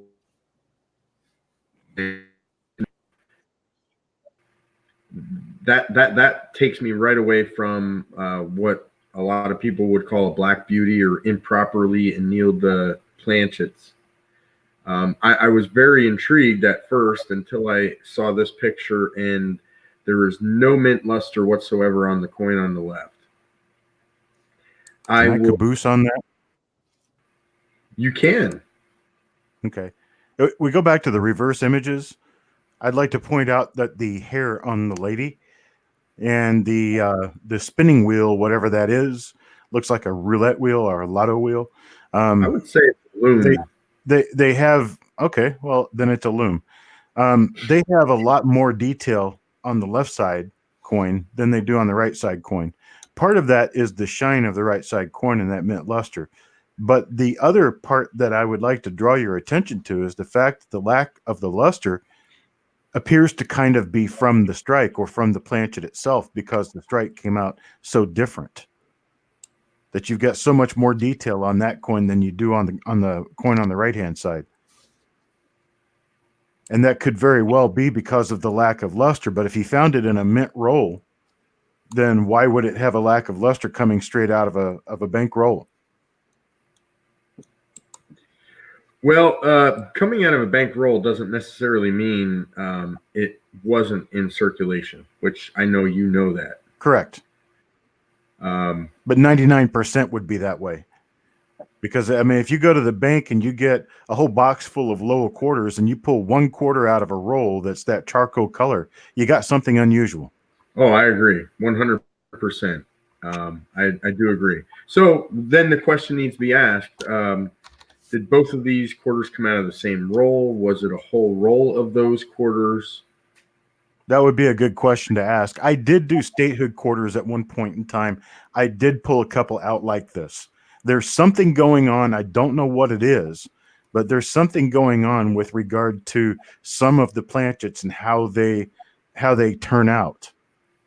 Now, I can step back and also say that I remember having some statehood quarters. I was working part-time for a dealer, local dealer, and we had a tray with pads, and this pad had a red matte board pad in it. It was kind of a weird color. But anyhow, I stuck a bunch of quarters on there that I planned on working on the next day. They got put on the very top shelf of a bookcase, and they were left there for about a week. When I got them back down, I realized that's what that tray was. I got them back down. I looked at them. The coins were all gold. Yeah. And it's just because the sulfur in that pad had changed them so quickly. And I'm not saying that happened with this case, but coins can change because of environmental surroundings. And it doesn't have to be scrubbed clean or anything else. So the argument kind of goes both ways. I agree with Chris, but then I also disagree with him depending on the circumstances. So we need more about the circumstances before we can come to an agreement. Yeah. And also, let's take a closer look at this picture right here that's up, the obverse of the coins. I mean, once again, I got to go to the coin on the left. It almost has the appearance of being cleaned. I will say this, I'm a metal detectorist as well, and I have found quarters right on the surface of the ground that were brand new quarters, and within a day or two of being on the ground, they change color. They're very susceptible to the elements. So, I mean, and I'm a skeptic at heart. I am. If this was a full sealed bankroll of the same exact coin and you pulled this out, I would say without a doubt that it is some sort of sintered planchet or improperly annealed or black beauty or whatever you want to call it. But if that's not the case, I have to lean towards some sort of environmental damage or toning. Yeah, and until we get something further, I would step back and say it could be either one, and it's not really possible to answer based on images alone. No, but you got to keep it. Don't get rid of it. I'm not telling you to get rid of it by any means. No, especially a quarter. I do own a Black Beauty I purchased, and it came directly out of a sealed mint roll. It's a 1959 Jefferson nickel. It does still have mint luster, though. So and I can see how some coins would not have it because the hardness of the metal itself is different because it wasn't annealed properly. So it might not show that luster. But I'm just, like I said, I'm a skeptic. So I'm leaning more towards the environmental damage part of it. But I definitely wouldn't get rid of it. I would hold on to it. I'm not sold. Coins get minted in the press. From there, they slide down a chute, go into a hopper. From the hopper, they go to a counter, and then into these big, giant bags. I mean, they're big. They're a whole ton and a half of coin. They send a warehouse. They get loaded on truck. They go off to the Federal Reserve. Then they go into another hopper, I guess, at the coin roll hunting machine company, and get put in the rolls. There's a whole lot of opportunity for exposure to the elements.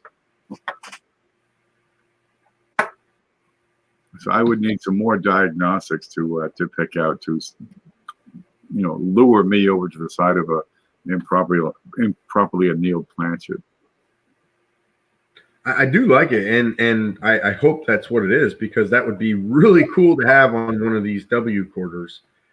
So I wish you luck with it.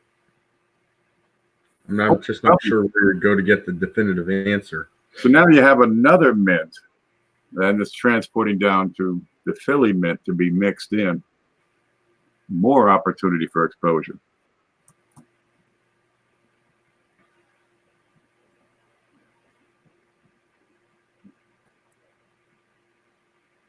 You're muted again, buddy. But I heard him. W. I was waiting for him to figure it out. When I switch screens, it doesn't say your mic is muted all over the screen for some reason. Usually it does, but oh well. All right, next email. I've been waiting for this one for a while. I hope she didn't go to sleep. What? Mom, this is Mom, so she sent in a note at my urging. I haven't seen Mom say anything lately. Yeah, she might not be here anymore. It's getting late. Kathy O'Shea, is this a 1998 wham? This is Shay's mom.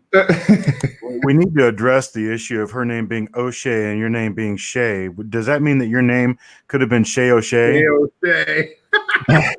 Shay O'Shea. Well, that would have to be the most original name I've ever heard. I think she's teasing. She spelled it S-H-E-A. Was that was my granddad's last name, and so they kind of just changed it around a little bit. So, all right. Oh my God, those Giphies. All right, there's your first clue.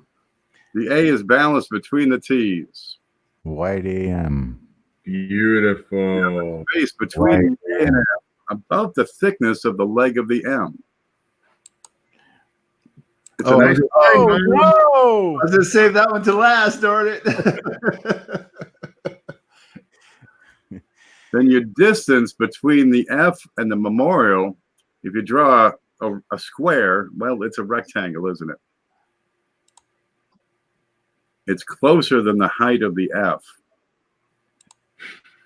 On the closer end, it's about the same distance apart as it is the F tall. Frank's cat is typing for him. That's pretty cool. Boy, doesn't that reverse look great? Sure does. Let's just focus on that. Yeah, let's focus on that for a while. Because, man, she's really pretty until she smiles. She got cavities everywhere. and then when she turned it over, I just my heart broke. Oh, that's what you call a butterface. You know what, though? Who cares? She found it in circulation. Yeah. Excellent find, Shay's mom. Like somebody scratched Liberty off of the coin. Oh, you know, that's what I love, going through circulated mixed date rolls from the bank. I love it, but there's mixed feelings there when you find something like this, because you found something cool, but man, is it beat up. But hey, you saved it. You saved this coin from an uncertain future. And that was her first big find. So that was Congratulations.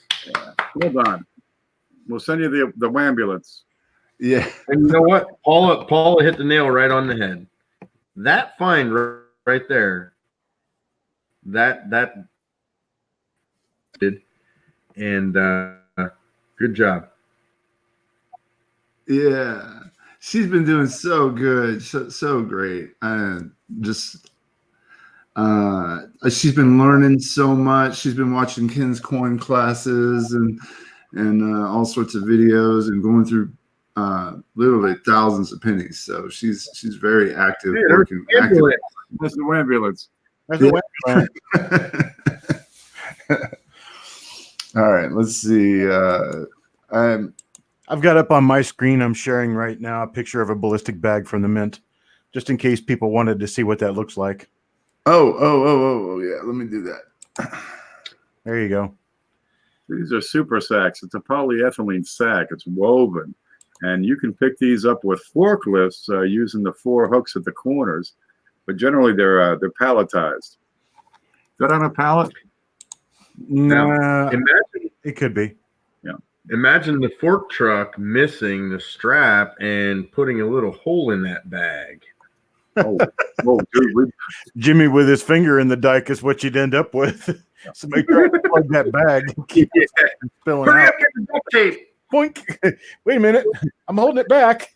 Now, there's actually a chute on the bottom of these. Well, some designs will have a chute on the bottom, and there's an enclosure on it. But, well, you just roll the darn thing up, tie it up, and secure it tightly. And then there's a cover that covers that so it doesn't come unfurled. And you can just open up that chute and drain the bag right out. So this year bag, boys and girls, we can get 400,000 pennies inside of one of these here bags. And, well, this is also why we can't have nice things.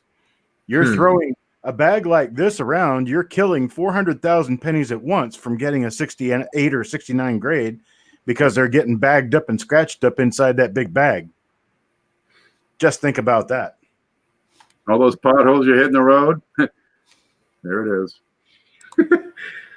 Hi, Amber. Ember! Yeah. If you want one of those sacks, contact Delenia. They're about $100 a piece.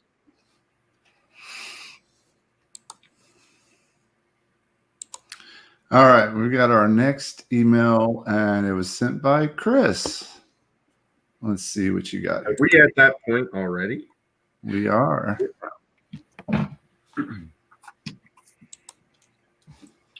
So one of the ideas I tossed around, we didn't agree to it, but was errors and varieties on tokens and other ephemera. I was lucky enough to come across a bunch of Civil War and Hard Times tokens at a recent coin show. And this is one I picked up. Go back one. Yeah, I picked this one up, and it's actually struck off center. It's broad struck, and I thought it was really cool. Unfortunately, it's beat up. I mean, it looks like somebody ran it over, which is funny because there weren't any cars back then. But Horse and wagon. I just thought it was cool. Yeah, horse and buggy ran it over. I mean, that could have happened on a dirt road. But you know, my question was, how collectible is this stuff? Because is the minting quality of these up to the standards of the normal circulating issue coinage of the same era? You know, I have a bunch of different. I have arcade tokens that are doubled. I have sales tax tokens that were struck by shattered dies. I think it's really cool, and I think it's underestimated as well. But anyway, this was just one of them. Another one that Shumar actually snagged up from me right away was that other one that you went to next, Shay, the one with the cuds on it.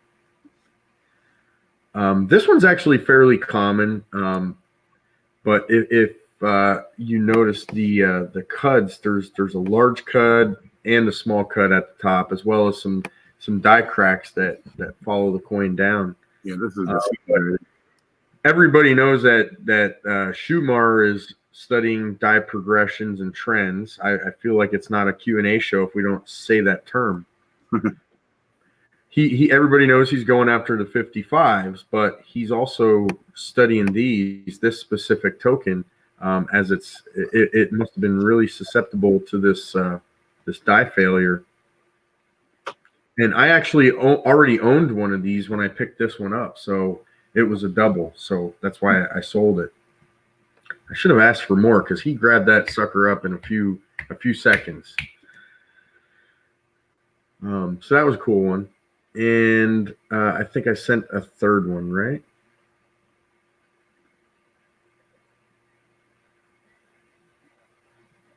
This one I thought was really cool. This was a recent pickup, but this is a partial collar error on a Civil War token. And there's actually a small cut on the reverse as well. It's 1863, in case you can't see the date. First in war, first in peace is the slogan on the coin, but these are so cool. I love these things. So my question to you all watching would be, are you guys interested in, yeah, Amber, you're right. There is. I just wonder how small that group of people is. Can we see the reverse? Yeah, there's a small cut up at the top right as well. So I love these multiple errors on one coin. Hey, Paula, send me an invite to that group. I'm not in that one. I'd be interested in getting into that one. So I just wanted to share these. Beth Coddington actually bought every single one that I listed for sale. Beth is back. Yeah, she's actually she just bought an entire collection of Civil War and Hard Times tokens. I had 13 of them listed, so she got herself a nice set coming. I kind of didn't want to sell them, but oh well, you got to do what you got to do.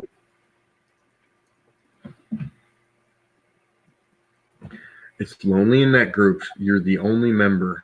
Huh. Real quick, I do want to recognize EVG. Last night he must have had a stream, and I got my channel got raided, and then a whole bunch of people commented on the last coin Q&A panel video that I had, and I just wanted to give him a shout out. Thank you very much for sending people over. That's great. I hope you guys are learning a lot. We got a great panel, and thanks again, EVG. There's a link. Be sure and check him out. So just wanted to say that. Thanks. All right, we've got another email. Oh, Ken's in chat. Oh, the bacon. Yeah. Awesome. That almost sounded like Shay slamming on his vape. He says, "Hi guys, I'm a bad photographer. The 54 is obverse. Sobers and 62P and 61D are not the best of the roll, but I'm scared to touch them. Can exposing to air damage uncirculated coins?" I would say yes. Well, it can, but it's not necessarily the air. It's more moisture and dirt. If you keep them out of moisture and dirt, you're fine. And keep them away from harmful chemicals.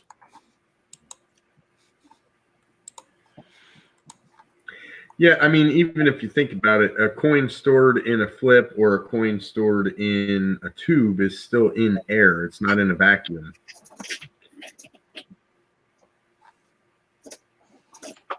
Your two biggest enemies are going to be heat and moisture. But also other contaminants are out there.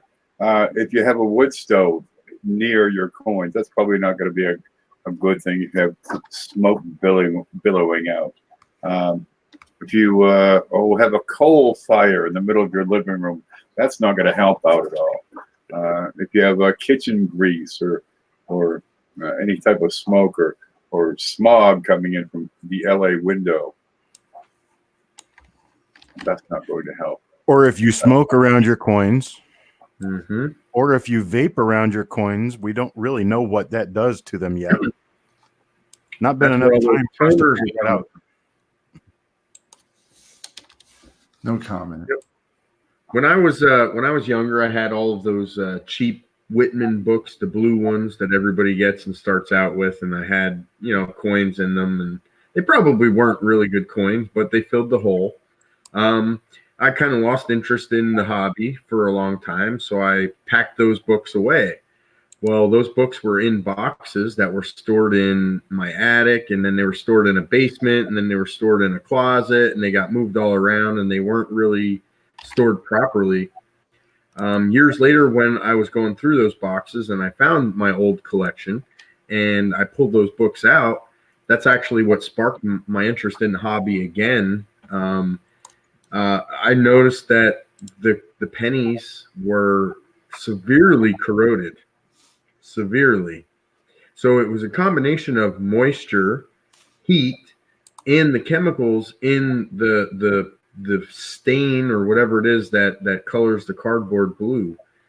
That combination was pretty much deadly to copper. So storage is very important. And I think moisture above all is probably the worst enemy.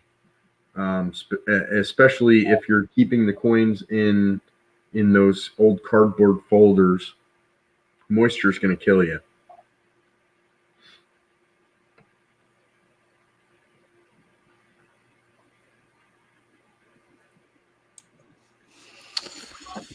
What is that? I've seen the damage smoking and frying fish 15 feet away from a Whitman folder looks like. Don't store your coins in the kitchen, especially if you have a deep fryer. Oh. And a love for catfish. Was that what if I Jessica live in a Simpson? cabin in the woods and it only has one room? I wonder where Well, then you Jessica's need another room.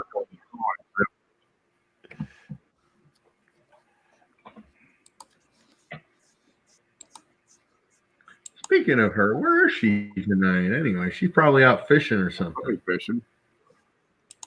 Here's from Adam. Good evening, guys. I am almost certain these two coins are strike-through errors. 1957D uncirculated penny reverse struck through. 1978 struck through reverse. I'm wondering what caused these strike-throughs. Thanks. Ooh, nice one. Yes.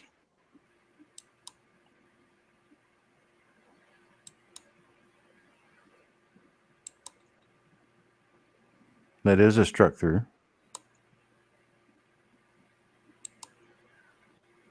Oh boy. Whoa, that's a good one. Whoa. That's a good. Yes. Yeah. Now, that one, I've seen a few coins that were struck through wood. Wow,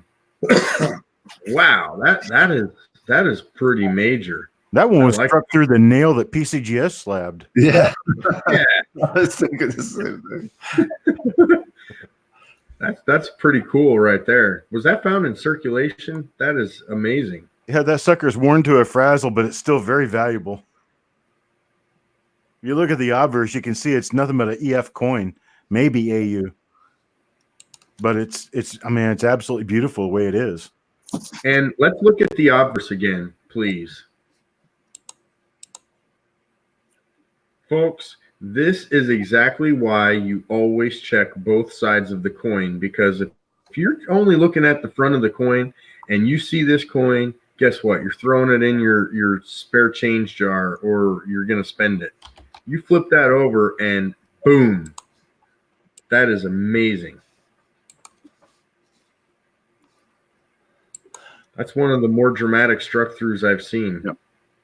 And it's everything that can possibly get in there is the cause of the struck-through error, is the material that is struck through. A lot of times it can be little bits of metal scraping off the sides of maybe the planchets as they go through the upset mill, or little die chips, for example, that can fall around and bounce around in there.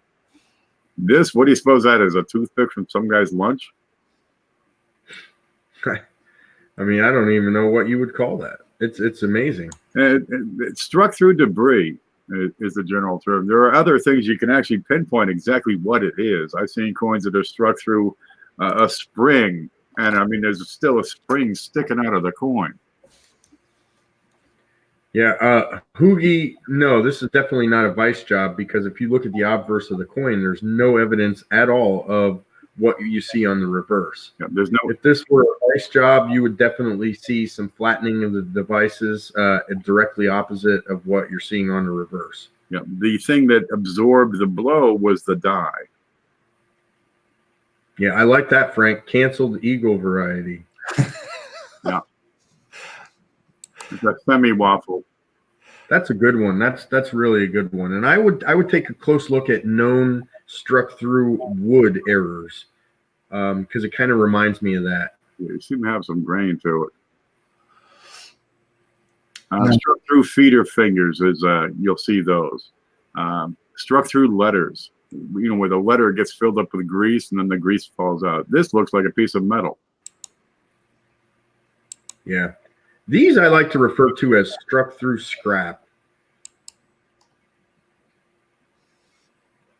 But it's nice that it's on an uncirculated coin, so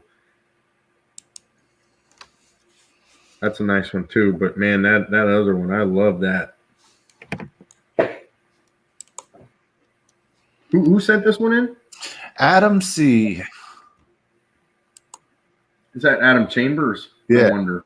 Adam Chambers. That's a nice one, man. I can't wait to see that one up for sale in the group. He sent us a couple of emails. Let me put this next one up.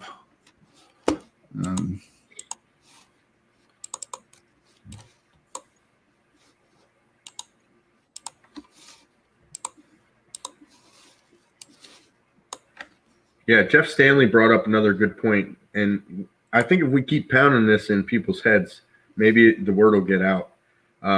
There's no raised metal along the edges of that defect.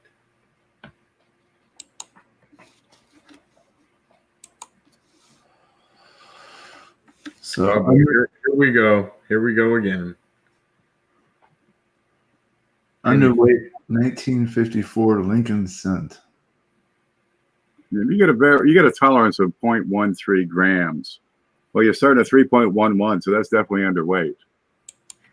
I wish I could see the other side. Struck through a split planchet. I mean, that's struck on a split planchet. Sorry. The planchet wasn't thick enough. It was rolled thin. That's why the details are really weak on the right side of the design on both sides. See how the wheat runs into the rim over there? And there's a lot of, see all those little tiny, look like contact marks? Those are actually contact marks to the planchet that are usually struck out during the strike. And if you have an incomplete strike, you usually have those little marks all over the coin. Or if you have a struck through grease or something else where something viscous keeps the die from making contact with the metal of the planchet. But in this case, it was air that kept it was the fact that the planchet wasn't thick enough to begin with to fill in all the cavities of the die. Definitely nice, definitely valuable. Yep, another good one. All right. Y'all are going to have to help me out for a second because I've got some embedded pictures. He's got a third email, but let me grab that. Anything I want to talk about for a second? I like turtles.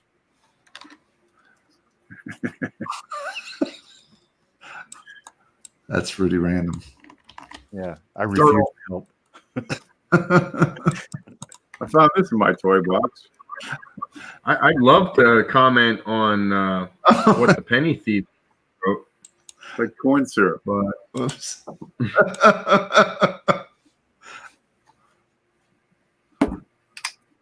Kids, this is candy. It's sugar with yellow food coloring. You're in for a treat. Are we good? Oh, I didn't even notice the chat. Yeah, it looks like we're good. All right. Thank you guys. Appreciate it. We're getting slammed. Yeah, for you. you know what? I want to say something. I don't know who Penny Thief is, and I'm not going to get into exactly what they commented because I'm sure it has been deleted. I'm not actually watching the YouTube stream. I'm looking at the live comments from our end. But I will say this, I've been attacked online as well from people like you, and you always hide behind a fake name and a fake profile. Grow up, be a man, because I'm sure it's a man, be a man. And if you want to make comments like that, do it under your own name. It's childish and it's petty. Ken Peavy does more for the coin community than most people could ever imagine. And he's been a friend of mine since I got online in these coin groups, just like everybody else in here. Shay, I know you the least amount of time, but you're definitely a cool guy. And we all try to help each other.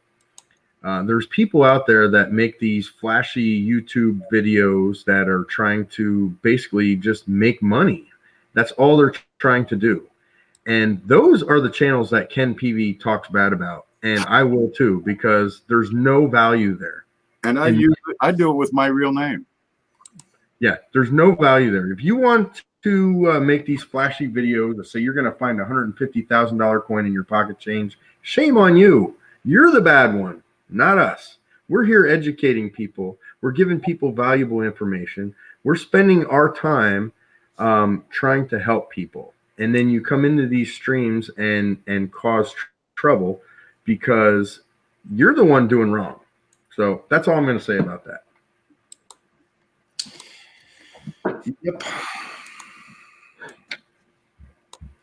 All right. I've got the next one loaded up. Thanks for buying me some time.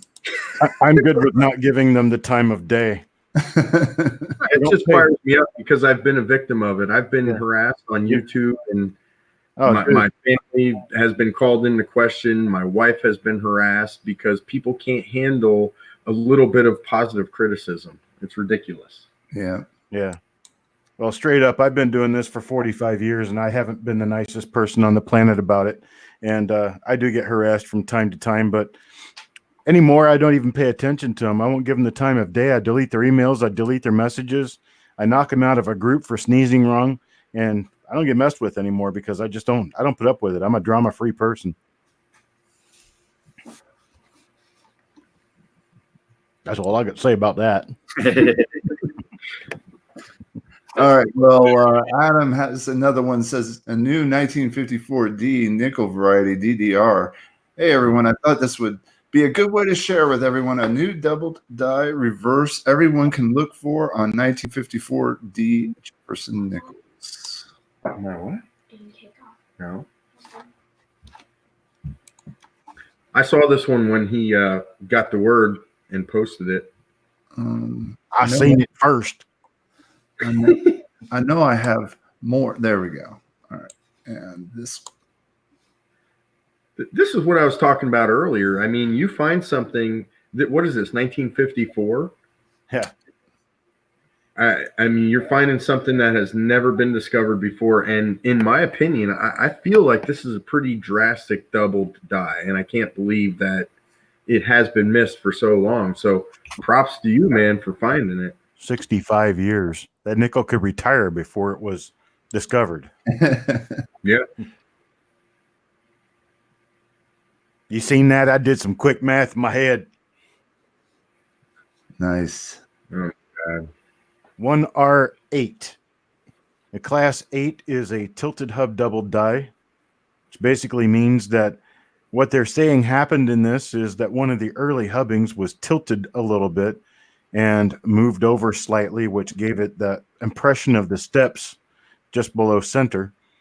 And then the remainder of the hubbings were normal, but that couldn't get rid of that little piece of step hanging out down below the building. And honestly, you can't even see it unless you're looking for it. So I don't know how many of these I've skipped over. Yeah, I was just thinking the same thing. How many times would I miss that? And everybody looking for all their double dies around the edge of the coin. Because, you know, typically on a class 1 or a class 5 hub doubling, you're going to have all your doublings going to be around the rim, like on the 1955 double die or the 72. Well, this along with like the 84 doubled ear and stuff like that completely changed our outlook on double dies. See, I might have found this one because I like to look in that area for clashes. That almost looks like a clash, actually. But I know it's not because that's a step. Sure. It would have to be a weird form of counter clash. But the marks just, I mean, it's marks that are straight, that are rigid, that change the level of the field, that don't belong there. And they look like they were almost deliberately placed there. That's what makes it look like a clash. They're not damage. That much is obvious. Yep, another good one. Thanks for sharing, man. Okay, you got your pen ready? P.O. Box 646. You can send it to me. You're done with it now. P.O. Box 646. Now, see, around here, I'll give him a little bit of time to come up with the next thing. Around here, you have to learn how to say the name of the town that I live in because it's spelled Morrisville. You would think that would be Morrisville. That's not how they pronounce it around here. No. It's Marsville. You have to pronounce it Marsville. My wife hates it when I do that. Marsville. Marsville. I grew up in a town called Bangor. Maine? Yeah. You grew up with Stephen King? Yeah, he was right across town. I used to sell him bananas. He'd come through the supermarket late at night and throw his bananas right up on the belt. I was the cashier. And people from out of town, they call it Banger. They say, Yeah. Banger? I didn't even know her. It's funny because I was just going to say that. There's a town not too far from me in Pennsylvania, and it's Bangor, but everybody calls it Banger. Banger, PA. Nah. You say it like a true Maine. Now you have to say Bangor. Bangor. Bangor. I went up there, about 5 years ago, just to see what it looked like up there because I'd never been up there. Took my trip and I headed back to Bangor because I had to fly out the next morning. And I decided, you know what? I know that there is a county here that I haven't collected yet. I haven't been in it. It's Aroostook County. I had to drive 75 miles up I-95 to go into Aroostook County 3 hours before I was to take off and fly back to Florida. Yeah, that's how crazy I am. Well, you know what? I did the same thing. I went on a business trip to Texas for a job interview, and I was real close to Louisiana. So one night I was out, and I decided, you know what? I'm just going to go to Louisiana just to say that I was there. I literally drove over the bridge from Orange, Texas, got into Louisiana. I turned around on the highway and went right back. I didn't do anything there, but I can now say I've been in Louisiana. Louisiana. By the way, if anybody is here that lives in that area, you are more of a man than I am, because when I wake up at 7 o'clock in the morning and go out and the humidity is like 100% and the temperature is 100 degrees at 7 a.m., it's not the place for me. Yeah. I don't leave the house in the summertime. You kidding? That sounds like where I just moved away from. Robert says he's from Orange. I mean, And there's nothing there. You can look as far as the human eye can see and use binoculars, and there is no elevation whatsoever. Nothing. There's nothing there. All of the rivers are brown because there's no elevation to put in any dams or anything. It's just wow. I don't know. Not for me, man. They got PA. They got these sugar plantations all around Lake Okeechobee down here in Florida. And I was working at the sugar mill one summer for like 10 weeks. And you get on top of the furnaces down there and you can look out, and it is flat as a pancake. All you see in every direction is sugar cane and nothing else. Nothing, not even power lines, because they're running on the underground because of the hurricanes. Flat, and there's one tree like 6 miles away, just one tree. But it's sugar is part you got Pahokee, you've got Belglade, you've got Canal Point. Canal Point, and we go some road there, ended up Osceola Farms, a sugar mill down there. I guess all used to own it. There's 2 power plants out there now with big tall smokestacks. One out by Belglade and one up by Pahokee. Yep. Well, we used to stay in Okeechobee. There's one hotel in Belgrade, and it's that's nasty. Not anymore. No, good. How long's it been since you've been there? Oh, probably 15 years. It's changed. Well, it's almost deserted now.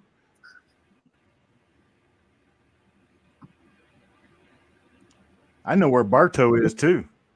Been there many times. Hey, there's a Bartow, PA as well. Why does PA have the same town names as Florida? Maybe it's every place else has the same town names as Pennsylvania. That's what Maybe.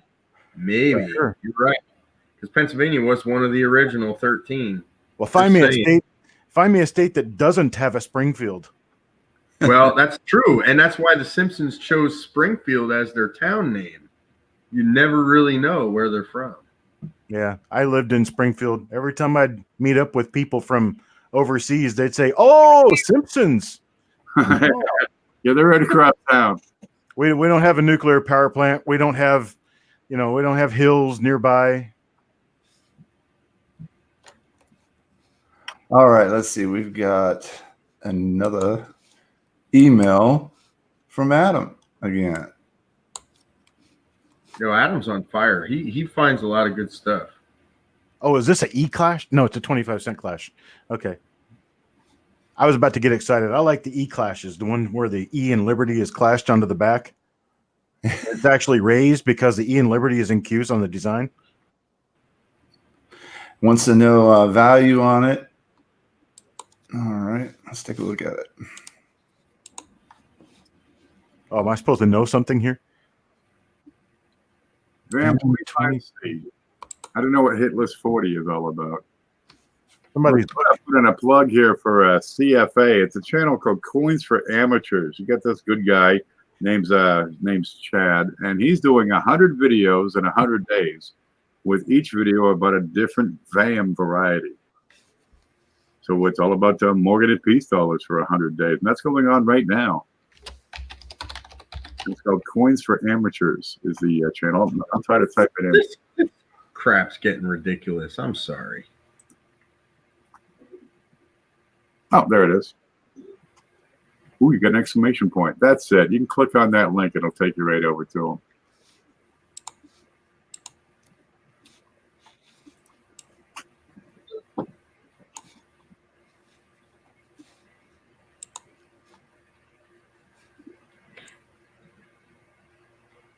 Pretty darn good shape, though.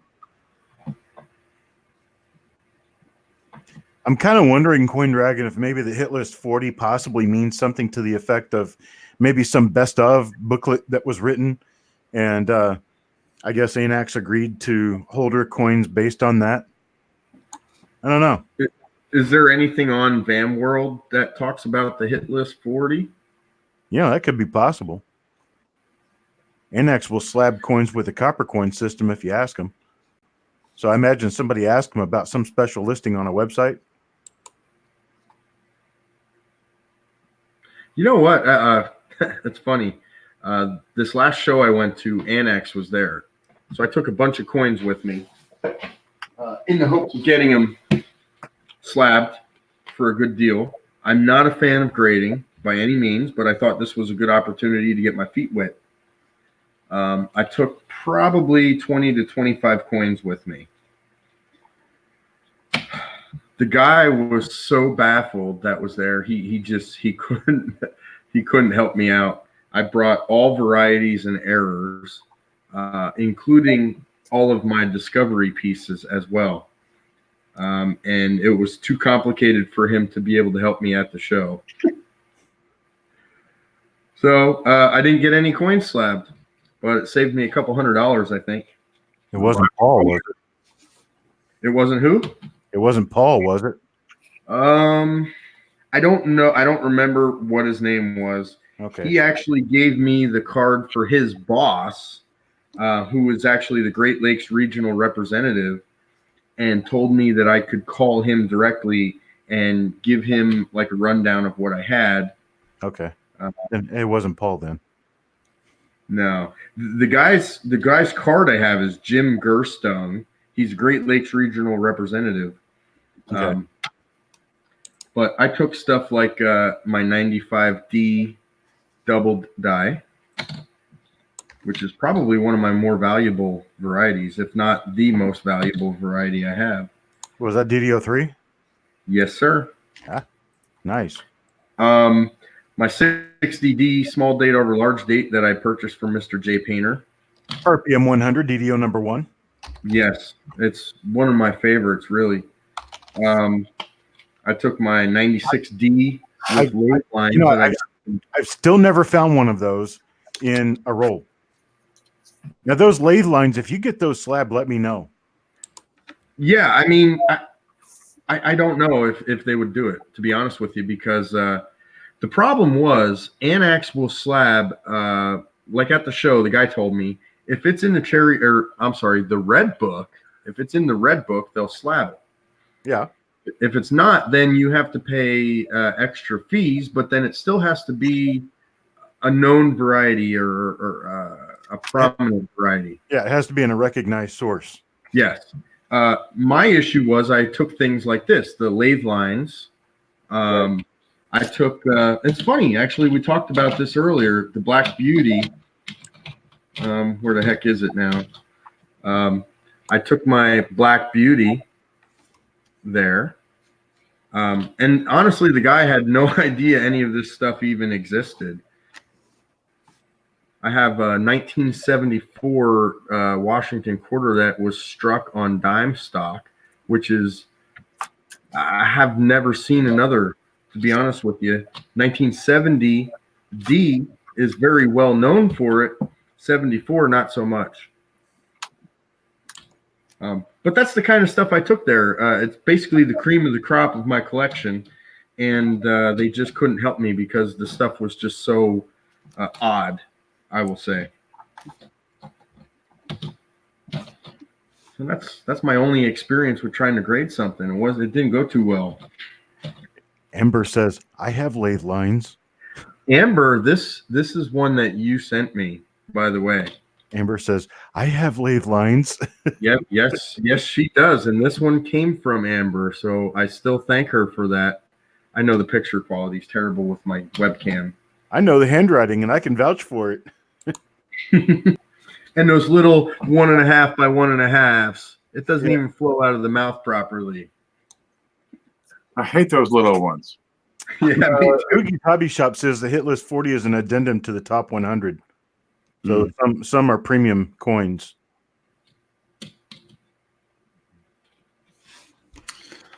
Nice. All right. Let's see here. We do have some more email. This one's going to be from Hoover's, Corgis, and Coin. I wondered if these were die gouges or just ideas swimming to old Ben's ear. I'm sure he had lots of those. Close up. Coming. There we go. That's damage. This looks like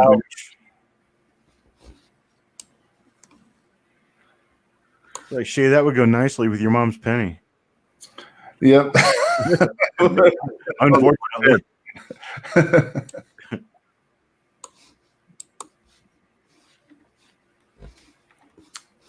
Sorry, no good. Yeah, that's just damage. Still silver. It is. It's worth milk. At least. I keep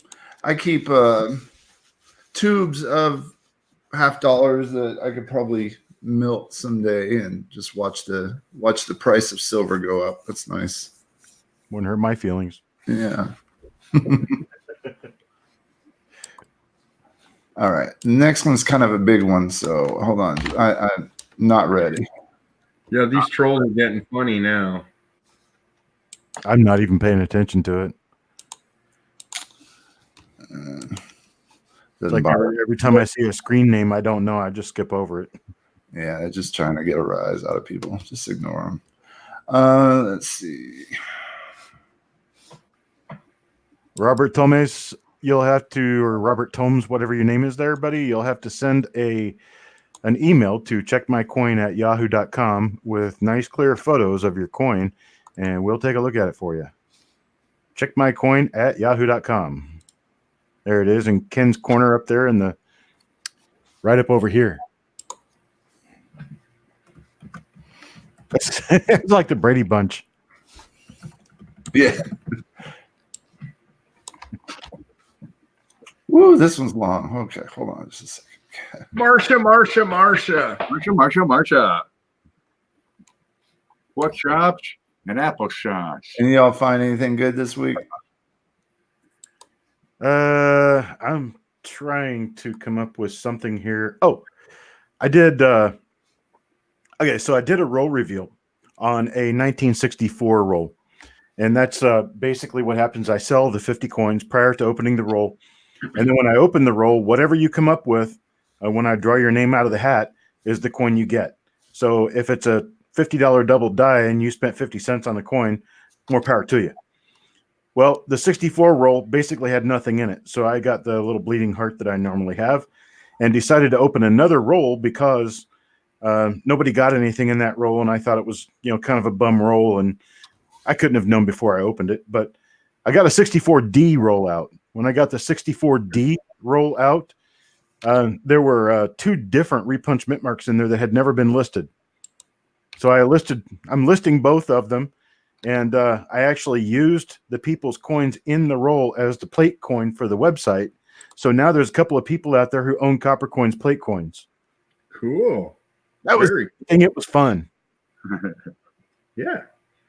You know what? That's a great idea, Chuck. Actually, that's kind of innovative, I think, to do something like that. Allow people to bid on coins or pay for coins, and then they could get a really, really good coin for a really good price. I like that idea. I have another thing that I started up, and honestly, basically what I'm trying to do is get more subscribers, get more people linked to me, and get more viewership, just like anyone who has a YouTube channel. But one of the things that I've decided to start doing, and it's actually working out pretty well, is I figured out a way to attach a camera to my regular microscope. And the lighting and everything in there is really good, and it's kind of better than a Dynolight or any of those others. And so as I was figuring this out, I decided, well, I'll just go through a roll and I'll test it out. So I made this thing called Copper Coins Roll Dig, and I created a logo for Copper Coins Roll Dig, and I just went through a roll on camera. And I can't believe there's like 17 people showed up to talk to me while I was going through this roll. Nobody had anything to gain out of it. I was just doing it, and it was kind of fun. That's what's great about this community. Most of us, except for a few, obviously, we do this for fun. I mean, it's actually fun. I've jumped in on a couple of late night chats that Shay has had or CJ has had just because I was on Facebook, probably looking at a coin group, searching coins myself, and I saw that they had a late night BS session, so I joined them, and we just sit there and shoot the shit and talk about coins, and it's kind of cool. I love it. All right. Yeah, I have a lot of fun in those. I always learning from this stuff. Let's see, we've got another. This is kind of a long one, all right? So bear with me for a second. I'm gonna refresh. I'm gonna show the first part of the question, and then I'll show the second half with 5 questions. Oh my! Holy moly! Whoa. I'm going to send you an email. Will you write a book for me? Yeah. Who wants to have at it? Because I'm tired. I'll take it. There's a specific RPM for 1955S that has a die marker that goes through the mint mark, and it really brings up a lot of questions. Arrowhead Broken on Twitter and I discussed this for a while and hope that you could help us out here. Here's a specific question we have, and also pictures of 2 coins with the variety. Question number 1. Is the 1955S spiked 5 a marker for RPM 10? Can you have RPM 10 without the spike? Number 2. Was the damage in the die before the mint mark was applied or happened after? Number 3. Or could the spike possibly be from the mint mark tool? Number 4. Have you ever seen the spiked 5 with a different mint mark position? And number 5. What's your theory of what happened? Thanks, guys. Mad respect for your show. Number 1's for you, Chuck. Well, I'm going to Variety Vista right now to see what I can find on there because I don't know that I have this one listed. I don't think I'd go up to number 10. So let me take a quick glance here. 5, so I'm going to check out Wexler. Okay.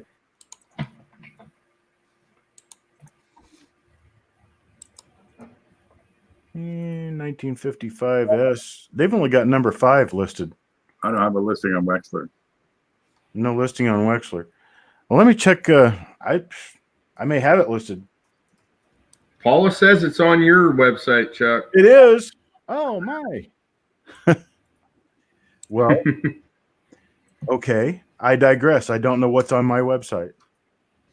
Well, what do you know? That is RPM number 10. That is a marker for RPM number 10. Okay.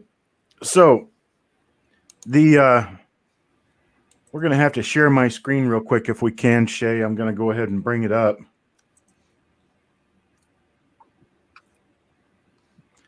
I want to show the die state of the coin. Here, let me try to zoom in a little bit here. The die state of the coin that I have listed on the website shows a couple of real fine scratches inside of a large gouge. This is generally going to be a tooling mark of some sort. That's also likely to have happened prior to the mint mark being punched into the coin, into the die. The reason I say that is because it goes exactly straight through the mint mark. It doesn't diverge any. It doesn't curve. Nothing in the mint mark affected the way that this scratch went through the die. So if we go back to the coin in question, we can see that it belongs to the same die because it's got that same mark in it in the exact same spot. So let me answer the questions one at a time if I can. Where are the questions? I'm going to make sure I got them in order. We see. Well, you already answered number 1. Okay. Yes, the spike 5 is a marker for number 10. Can you have RPM number 10 without the spike? Unknown. We don't know yet. We have a mid-die state coin that shows a relatively new marker. So it is possible that there might have been very early die state or early die state coins that did not have this marker. And in fact, it is possible. Was the damage in the die before the mint marker was applied or happened after? It appears to have happened before, and it's because it's perfectly straight and goes straight through the mint mark. Whereas if that mint mark cavity was in the die when that happened, it probably would have jogged off in one direction or another. It's kind of like running a screwdriver through a curved groove. The corner going in. Yeah. Could the spike possibly be from the mint mark tool? Highly unlikely. And the reason for that is because the mint mark tool is actually a punch. And it's if you've ever seen a leather punch or a die setter's tool where they're actually using or even a typesetting letter, you've got a block and then the letter just sticks out of that block. And you punch that block into the coin, you may have square corners or depressed edges around the edge of the mint mark, but you're not going to have a scrape like this that extends so far up and so far down beyond the edge of the mint mark. So it is not from the punch itself. Have I seen the spiked 5 with a different mint mark position? No. Never seen that particular marker on any die other than this one. And my theory on what happened, I think, was answered with the first 4 answers. But I like this. Frankly, I've not been watching for it, so I was kind of unaware of it. But I do agree with your attribution of the coin. It is definitely the same RPM, but yours is a later die state, shows that the gouge is a lot cleaner, a lot less detail in it than was on the coin that I have photographed here. But Plus, the other there's some other stuff going on too up there in the 9, I believe. Well, the other die scratch running east and west that's very strong on the coin that I've photographed also shows as a small white dot to the west of the lower serif on his coin. So it shows it's like directly underneath the left edge of the 9 along the vest line. That's another large die scratch that shows very well on the coin that I photographed. Actually, Bob Piazza photographed that one, but anyhow, that's on the website. But yeah, definitely really nice. You do have 1mm010, which is RPM number 10 for copper coins. And I hope I answered the questions well enough. I would like to photograph that coin because it is a later coin than the one we have photographed. Yeah, that's a nice one. And I'd like to add to that just a little bit. Amber commented a little earlier that she loves when someone is good at asking questions. So this is exactly what we want and need on this Q&A. A very well worded email with specific questions and very good pictures of the areas in question. So this is exactly what we're looking for. So I really appreciate that. And like she stated, it makes it easier for everyone else to learn as well. Not only learn about the coin in question, but learn how to maybe submit their questions to the panel. This was executed perfectly. So I just wanted to point that out.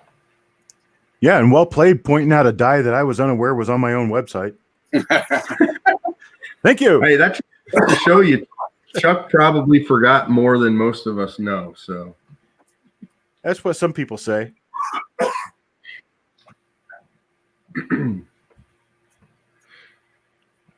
All right, next one. Anybody want to read that while I set up? Chris, I'll read it. I haven't read any yet. So this one's from Hoover's Corgis and Coins. Melissa, I think she just said she was leaving too, so we just barely missed her. But anyway, hi guys. So my grandma gave me this silver to look through today. The sentimental factor has obviously kept her from selling a lot of it. There are many slickers and a few cleaned coins. I'm not trying to sell any immediately, so should I just keep quiet about it and weed out potential errors and varieties? My answer would be, once they're handed down to you, Melissa, you do what you feel is right with them. Looking at this picture, I'd say there was definitely a little bit of love put into the collection because there's quite a wide array of stuff there. Different types of nickels, lots of silver, definitely lots of silver, some Indian heads. I love those little California gold tokens. Those are neat. I actually saw an entire set of those sealed in like an original cello from. It was some sort of weird third-party company that sold those, but to see them complete in the cello was kind of nifty. They fool a lot of people, but obviously she was definitely a collector for a little while because she's got some stuff there, including what I see, 1961 uncirculated. Nice. that's a tough call. It's always hard to figure out what you're going to do with stuff like that, because sometimes the sentimental value is much higher than the actual value.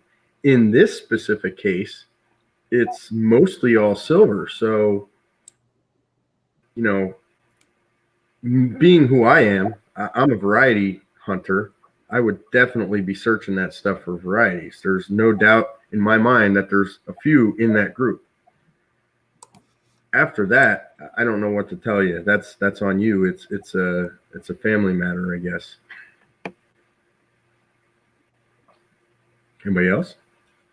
Well, as far as I'm concerned, from what I've seen so far, most of the coins themselves look relatively common. There could be some dye varieties in there, like Chris said, but most of the coins themselves are relatively common. So it's up to you to decide whether or not she had attachment to the coins themselves, or whether she had attachment to collecting something valuable for you. If she had the interest in collecting something valuable for you, she did that. You've got value sitting in front of you. Now, whether or not you want to keep that value in the same form, that's up to you. If she had sentimental attachment to those specific coins, I'd probably want to save those specific coins. But if not, I would take a couple of favorites out of there and turn the rest into something that would be more important of value to you. That's the way I look at it. Or, here's something. Here's a thought. It didn't cost you anything to get these coins. It's not going to cost you anything to keep those coins. I'm not sure if you have any kids or plan on having kids. Maybe it's something you could pass down and build to.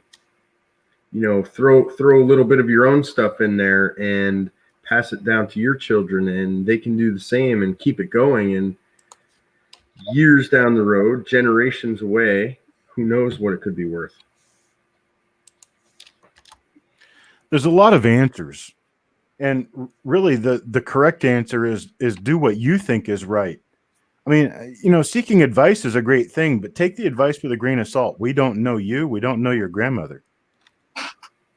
And so what you do with it should be something that works for you.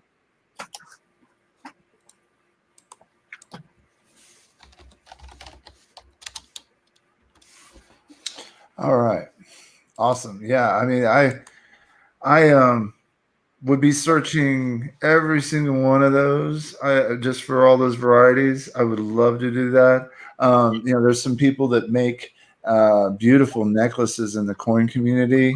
You might be able to commission somebody to do that with one that you feel is special. Yeah, I cherish that stuff. I have some coins. They're not of great value, really, but they're from my grandfather, and I remember spending time collecting with him and looking at his Lincoln cents and his Buffalo nickels, and I probably won't ever part with them. They're not taking up that much space. I've got a book of all those coins, and it is something I hope to pass on to the kids. So, yeah, your great grandfather. Big coin collecting. So, you get several different kinds of value in coins. You have face value, right? There's melt value. There's numismatic value. And then you have emotional value. I got one here somewhere. My mother gave me when I was 12. It comes back every now and again. And it's worth probably, $12, $15. But there is no $12 or $15 in the world that could buy that coin for me. You know where it is.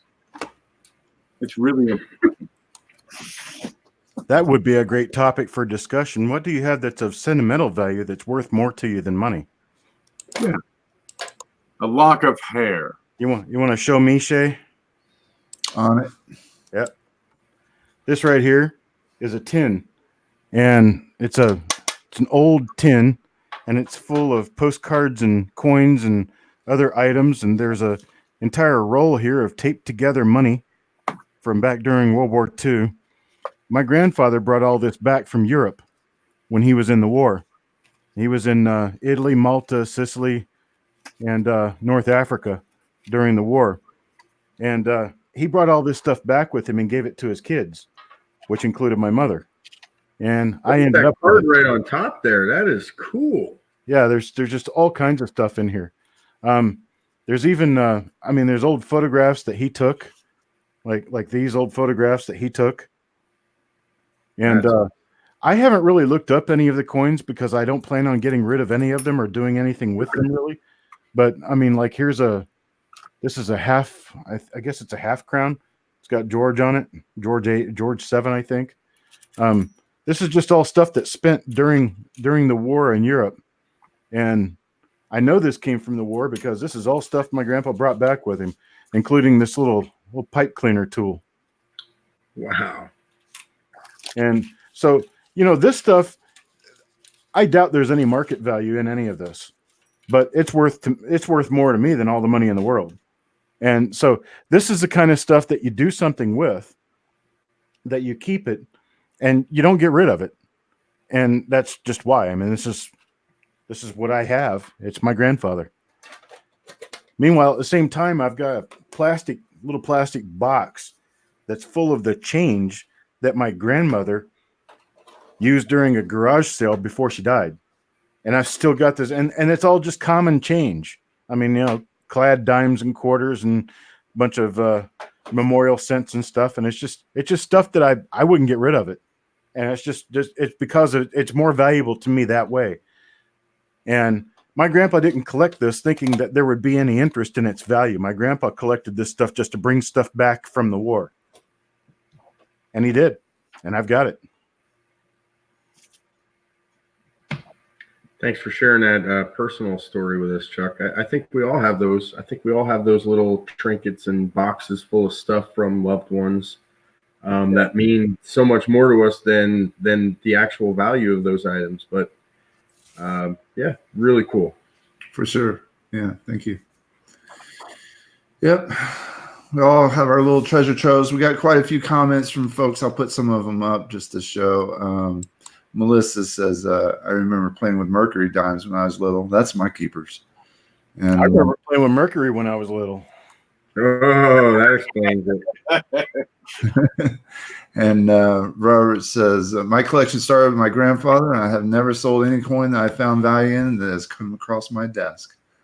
Nice. Part of your story, Chuck, reminded me of there's a little coin shop in Scranton, PA. It's called Mace Coin and Card Shop. Okay. And, I went there to check it out because there's really nothing in my area. So it was about an hour drive for me.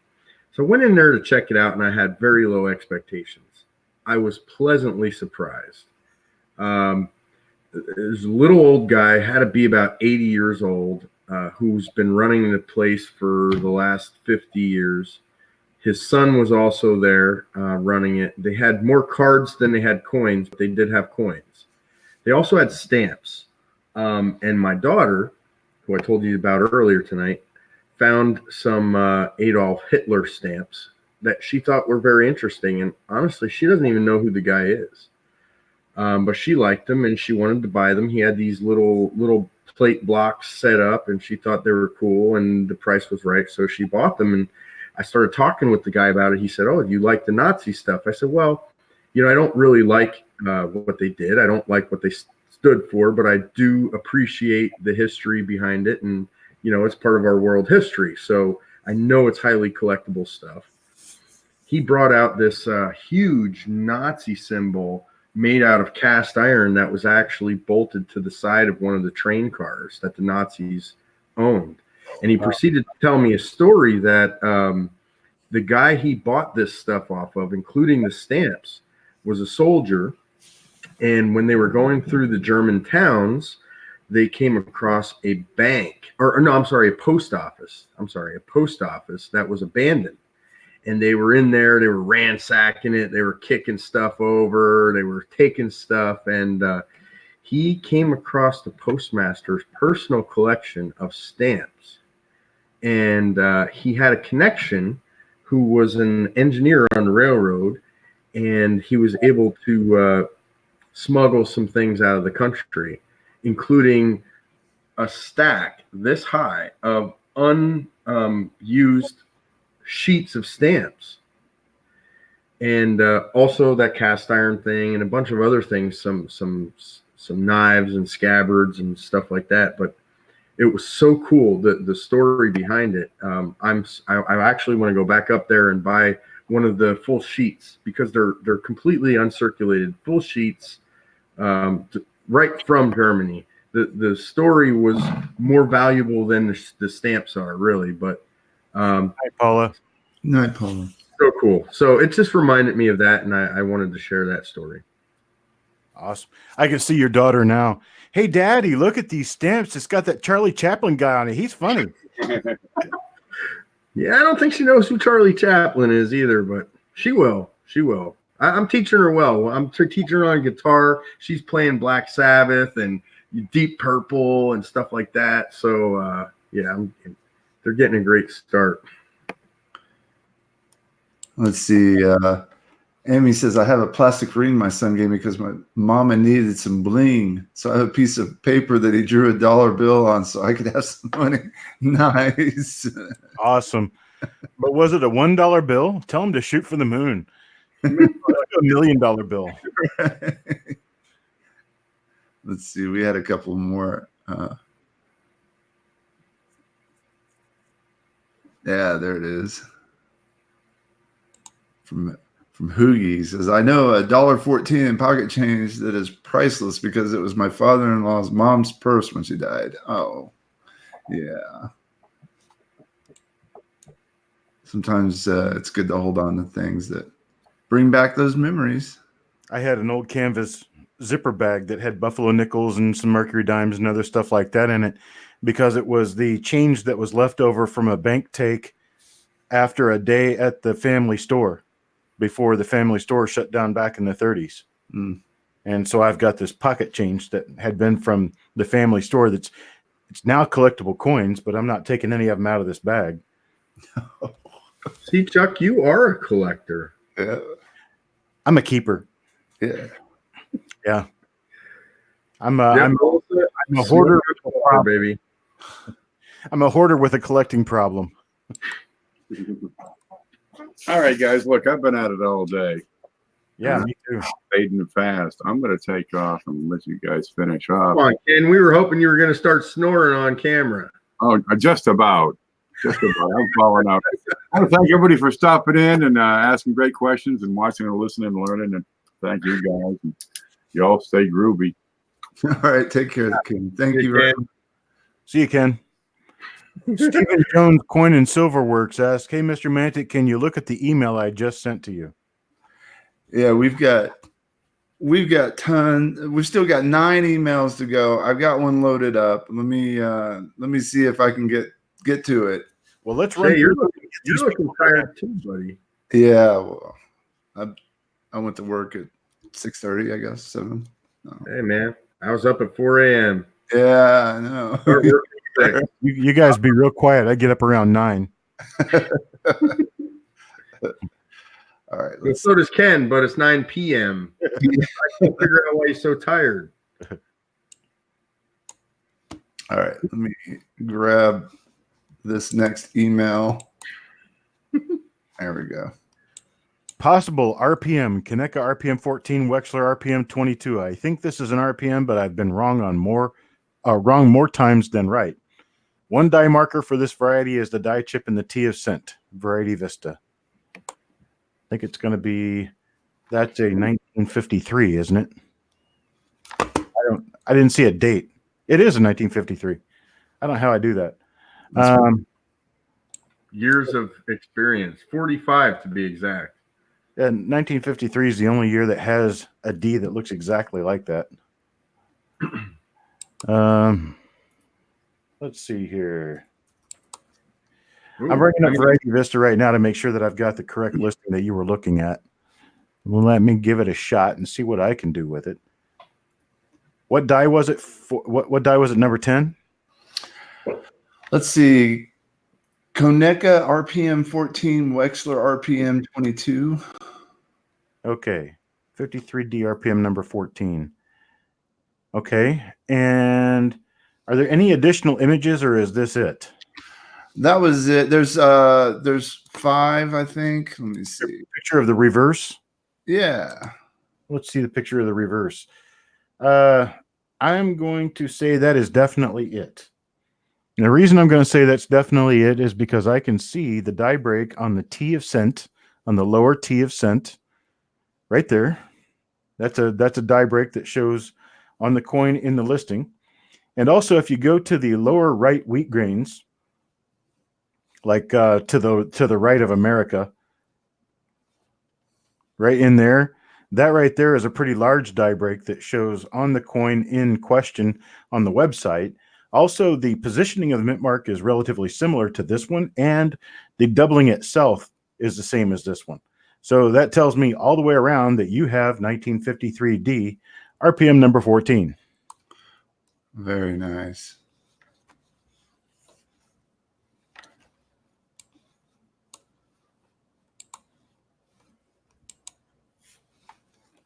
Let's see. The Yoda of Lincoln Sense. Tell you what RPM you have, I will.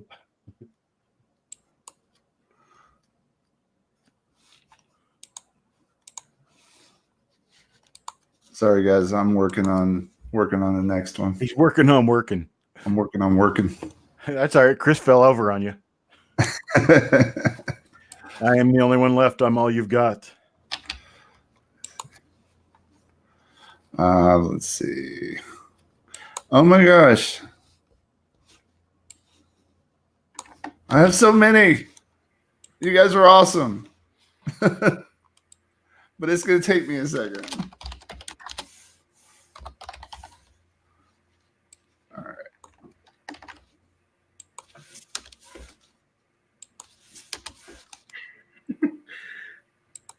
Poor Peavy. From Jason Welder, 1944 double die reverse we found last night. What's the retail value? Let's see what we have. This is going to take a second. Dang it. Dun, dun, dun, dun, dun, dun, dun.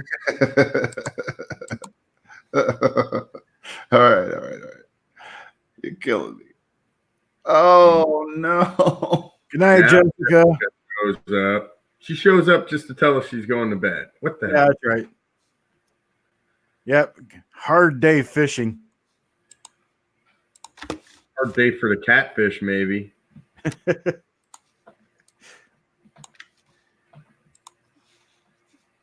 Finally.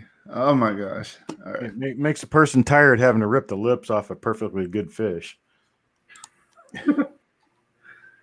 Well, it's a nice AU coin. That's a AU 58-ish. We started saying that at the same exact time. That is a nice double die reverse. Yeah. Let's see if I can find something on that. The first thing I'm going to tell you, it's something you may not want to hear, but it's the truth anyway. These coins have value only if they've been identified. If it's been identified as a specific double die, now you can do that yourself if you know how to look them up and get the markers, but it needs a die number in order for it to have a whole lot of value to someone, simply because most people collect double dies by the die numbers.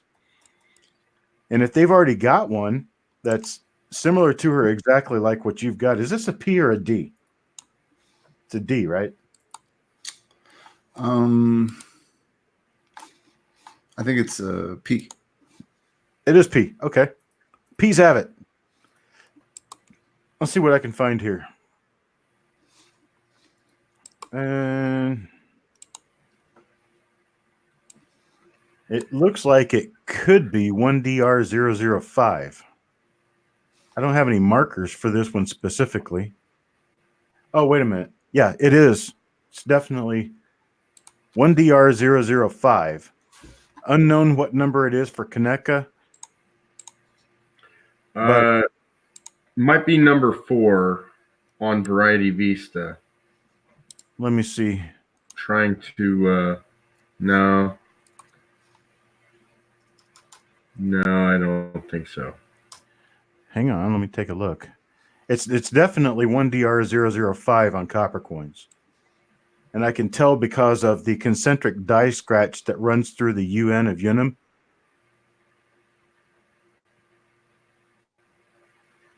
Let me look for double dies for 1944 on Dr. Weil's listings here. See what I can find. It's it could be a later die state of number 1 here. No, it's not. No. Definitely not number 1.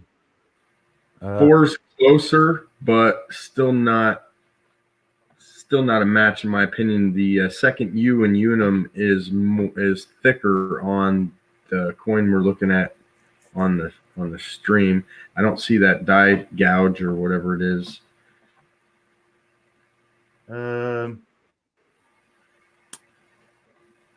Yeah, I'm thinking the same thing. So I'm thinking it is likely that it's not been listed anywhere else. Let's look at the date on the obverse of the coin if we could. And look at the date and kind of zoom into the center area of the date. Can't really see a whole lot there. What I'm looking for is a die scratch that would be running from the tail of the 9 up to the first 4. If you've got a strong die scratch there, there's a better possibility that it is Kaneka die number 4, but I kind of doubt it. So what I'm really seeing here, I'm seeing a nice coin. It's definitely double die reverse number 5 for copper coins. It's a nice coin, and I would give it a retail value around $10 to $15.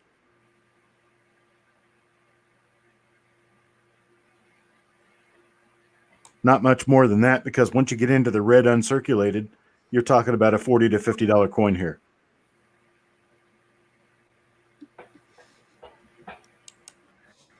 Definitely a keeper. Oh, for sure. Absolutely. What's going on with O in 1? Is that damage, or is there something going on there? The bottom portion of the O in 1. I don't have any notes on that at all. It appears, I don't know. That is weird. That's definitely interesting. Oh, follow it down. You can see it on the E of cent right there. That's part of the bevel. That's just the lighting. Okay. Yeah. Cool. The other marker to look for is a heavy die scratch coming out of the back of Lincoln's jacket, out of the back of Lincoln's shoulder, going straight back. And I can't see it here simply because of the condition of the photo. The photo is really difficult to see anything in. But I would tell you that maybe you might want to go take a look at. I can't post any links because I'm not a mod. But go look at coppercoins.com and search for die varieties from 1944 double die reverse. Check out double die reverse number 5, and you'll see the same die scratches through Unum that you see on your coin, which tells me that it's the same die.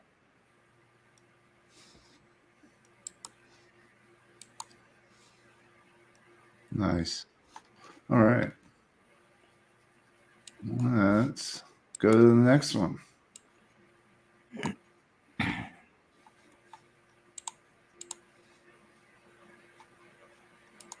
Okay. Is this from the upsetting mill, the vertical bar that runs through the T of trust?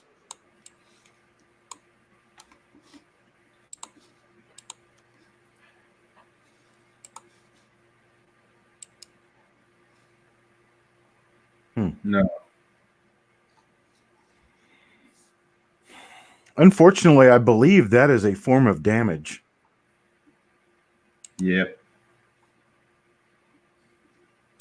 I think what you've done, you got something that has a groove in the middle of it, and it's been impressed into the coin, which actually makes it look raised on the T, but it's actually created a little bit of damage on the rim. It wouldn't be from the upsetting mill anyway, because the upsetting mill would happen before the strike. Whatever this is happened either during or after the strike, and I'm gonna go with after.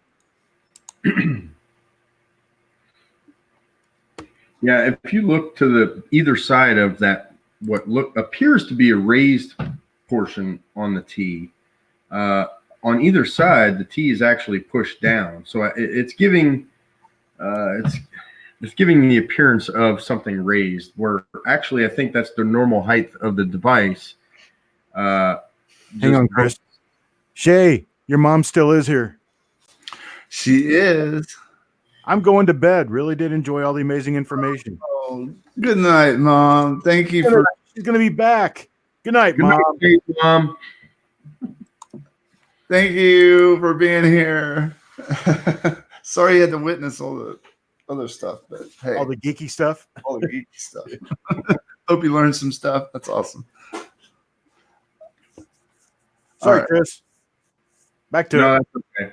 I think I got out what I wanted to say anyway. Okay. Sorry, she was going to leave, and I didn't want her to leave without us saying goodbye. Yeah. All right. Let's see. I do have some more coming up. I think I have a really long email. Yeah. Uh-oh. Who's going to read that? I'll read it. Why not? All right. Coming up, if I could ever find the end of it. Night, Miss O'Shea. Good night. All right. I think I can split it there. Let's do I'm that. not getting public comments anymore in our live stream thing.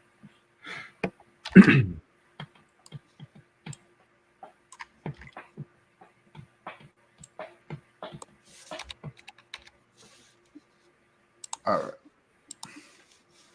Hidden Numismatist wants to buy your textbooks, Shay. But I think he's only willing to give you a dime on the dollar for them. That's it. I just keep them. Okay. This one's from Jeff Stanley. I found this in last week's box. This is a 1974 D on a slightly thinner planchet. I've searched so many quarters here lately. This stuck out to me because of the weight difference in my hand rather than the appearance. I've compared this to America the Beautiful quarters and other 1974 quarters, and this one definitely looks thinner. The comparison picture does not do it justice. Tough angle to shoot. The weight is 5.54 grams. The red book shows the normal weight to be 5.67. I've weighed out several quarters, and they are hitting 5.66 to 5.68 consistently. Okay, so we are clearly slightly underweight. I have an idea. I always have ideas. Some of them good, some of them bad. I'm thinking it's going to be a... Oh, no, it's not. Ooh, see, then I know where you were going with that, Chuck. Yeah, I was going to be with a very heavily worn slot machine coin.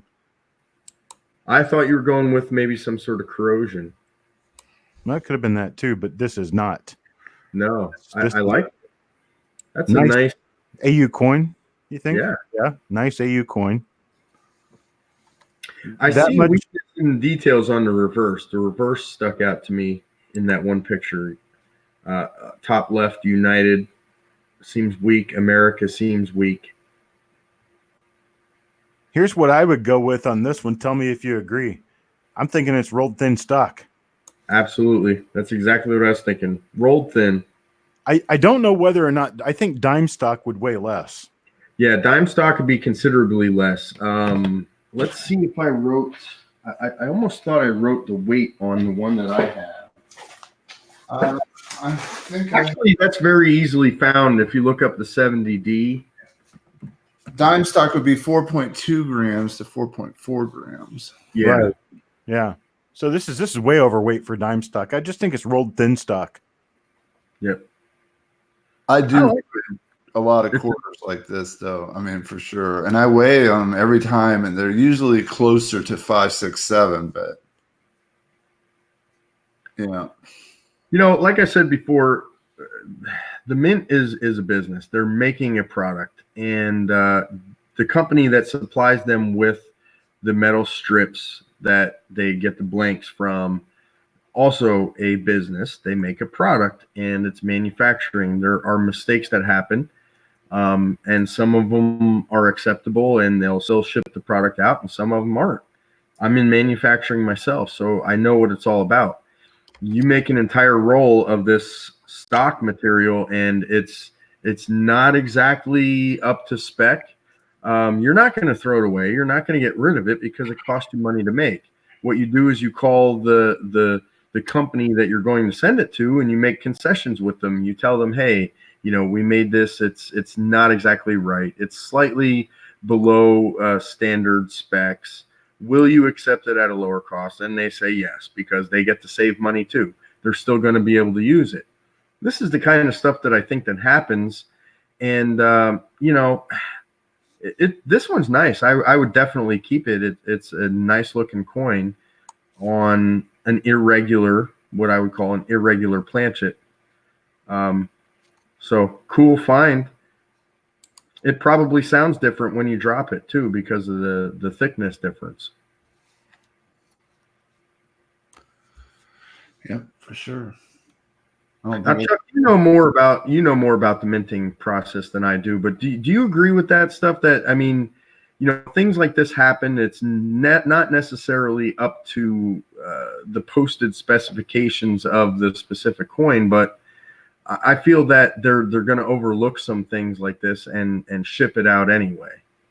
Do you agree?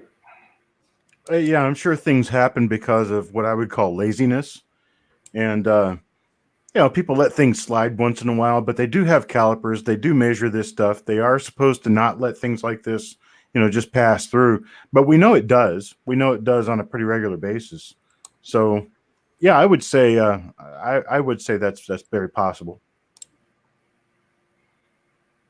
But it's actually outside the minting process. Basically, it's the purchase of stock. It says it's an AU with good eye appeal in person. I can imagine that. Yeah, nice coin. It says, pardon the 2 picks per each side for full coin reference. However, above in and the G in God, metal is pushed up. Die break? Oh, I know what they are. Yeah. Shay. 1970. Yeah. Feeder fingers? What? Come on, say it again. Feeder fingers? No. Yeah. I would call those die gouges from feeder fingers. That's exactly what that is. But I want to go back to the question real quick, because I don't think. Oh, wait a minute. There are more of them. Above in and the G in God, metal is pushed up. Okay. Go back to if you go back to the picture, you can see it above the G, but it's not obvious at all. Right, that right there, yeah. I was having a hard time seeing that. Okay, yeah, definitely feeder finger. Yep, those are always fun to find. Sometimes they're even used as die markers. And they very well can be, because they are damaged to the die.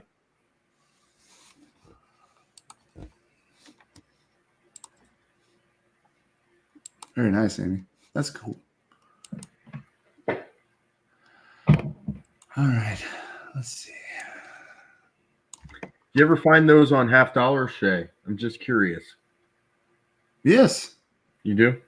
Yeah. A lot of times, like between the arrows and the wing and up in the clouds, like between the EPU and the cloud. I'm trying to think if I've seen any other ones. Chuck, do you know what kind of metal the feeder fingers are made out of? I believe they're steel. Stainless? I think so. Okay. I don't know. They kind of have a grayish look to them. They're not really shiny. So I don't know if stainless steel. It looks almost like galvanized. Okay. I was just curious because I do see these quite often on copper. I don't see them too often on the other coinage. And I was wondering if it had to do with the hardness of the metal versus the hardness of the coins themselves. I think maybe it has more to do with the 10 times mintage. Yeah, that's also a good point. These are especially common when you look at the back of some wheat cents, especially late 30s and early 40s. you'll see what looks like a really shiny, polished area in the field. That's generally going to be scrapes from feeder fingers.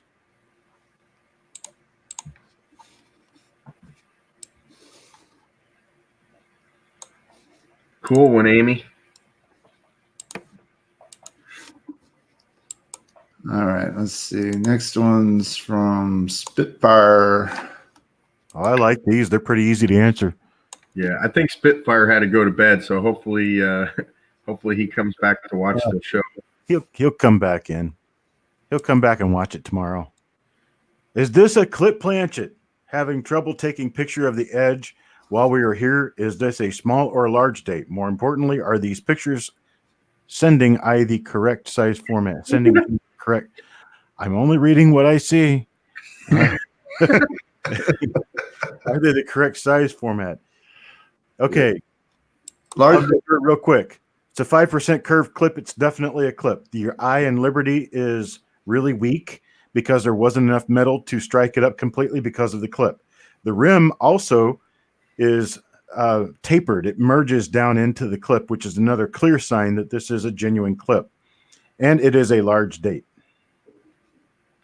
Boom. 30 seconds. You got all three answers. Nice. Yep. Love these. I love clips. Yeah, this is like your number 5 study. I'm in your number 45 now. So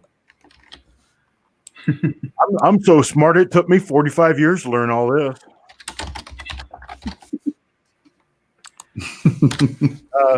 Amber, the dies for cents of a lesser quality than other denominations. No, they're the same thing. The thing about the cent dies and why you usually see more issues with cent dies is because they strike a lot more coins and there are a lot more dies.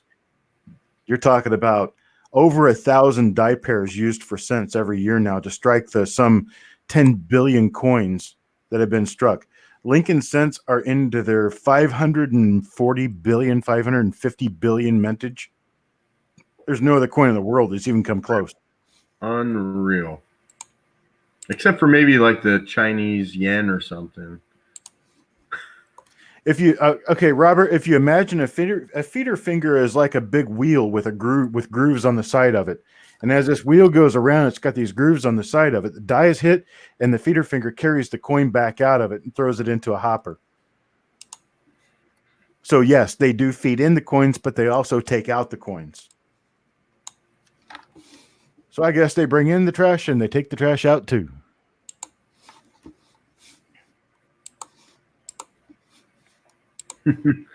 Toning. I'll read this one. This one from Pocket Change Exchange. Is this natural toning? Looks cool no matter what, I think.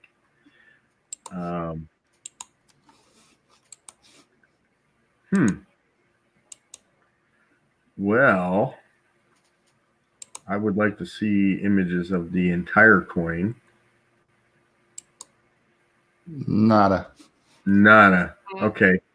I'm going to go out on a limb here. It's kind of hard to tell with these close-up photos, but with all of that rainbow color to it, I would say this is probably not natural. I think it was exposed to something, maybe a petroleum type Tide Pods. Yeah. Yeah. Laundry. A laundry coin. I would say no, not natural. As Gronk would say, Tide Pods.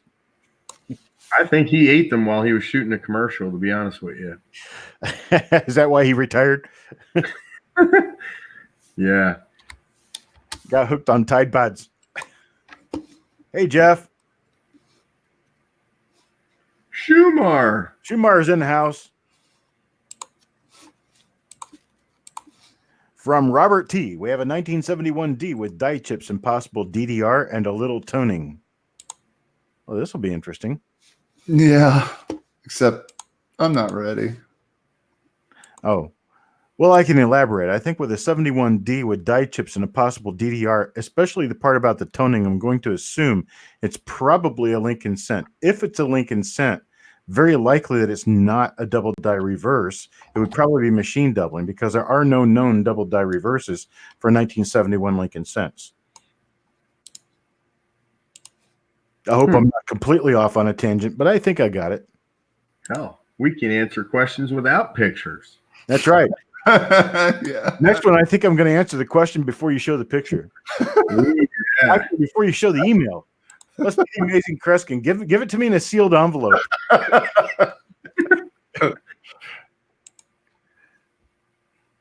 Yeah.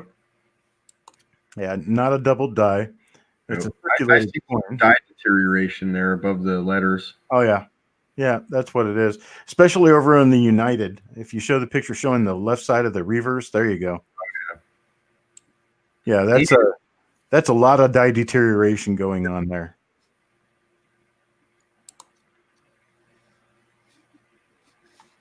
Let's see. It's good that you took a look, but there are no known double die reverses for 1971 cents. Remember, this is one of the top 3 Ken Peavy told you about earlier. Damage, machine doubling, or die deterioration. All of the above? On this specific one, the deterioration is blatantly obvious, and what you got to look for is those radial flow lines. The pressure is trying to escape outwards, and it takes metal along with it over time, and that's why you get these radial flow lines, specifically off the tops of the letters here. But yep, that's indicative of deterioration.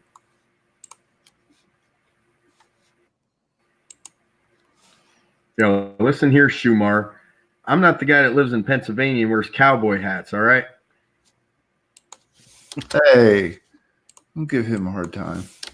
He's been working talking about food and Tide Pods and stuff. Hey, Chris. Yes. Marsville. Marsville. Now, Chuck's got to start wearing cowboy hats. No, sir. Thank you. John Deere. Okay, this one's from Robert.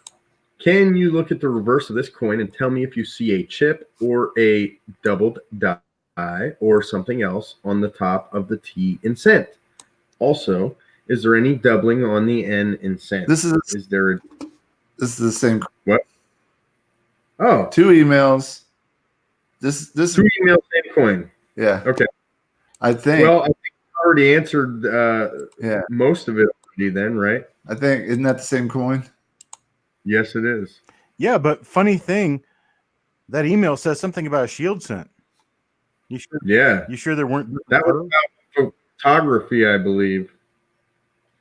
Is there a trick to? Where's the question at? My memory's not that good. Let me check The memory of a bot fly. Yeah. Is there a different technique for photographing shield pennies? Not that I'm aware. Nope. I mean, if you're getting new ones and they're shiny, it's definitely harder. Sometimes less is better when it comes to lighting. Oh my God. Diffused lighting. Spread your light out over as much surface as you can. Pinpointed lighting is very bad for highly shiny coins. Whoops. Like Frank's comment, we already talked about die progressions. All right, you're gonna have to give me a second. The answer to this is no.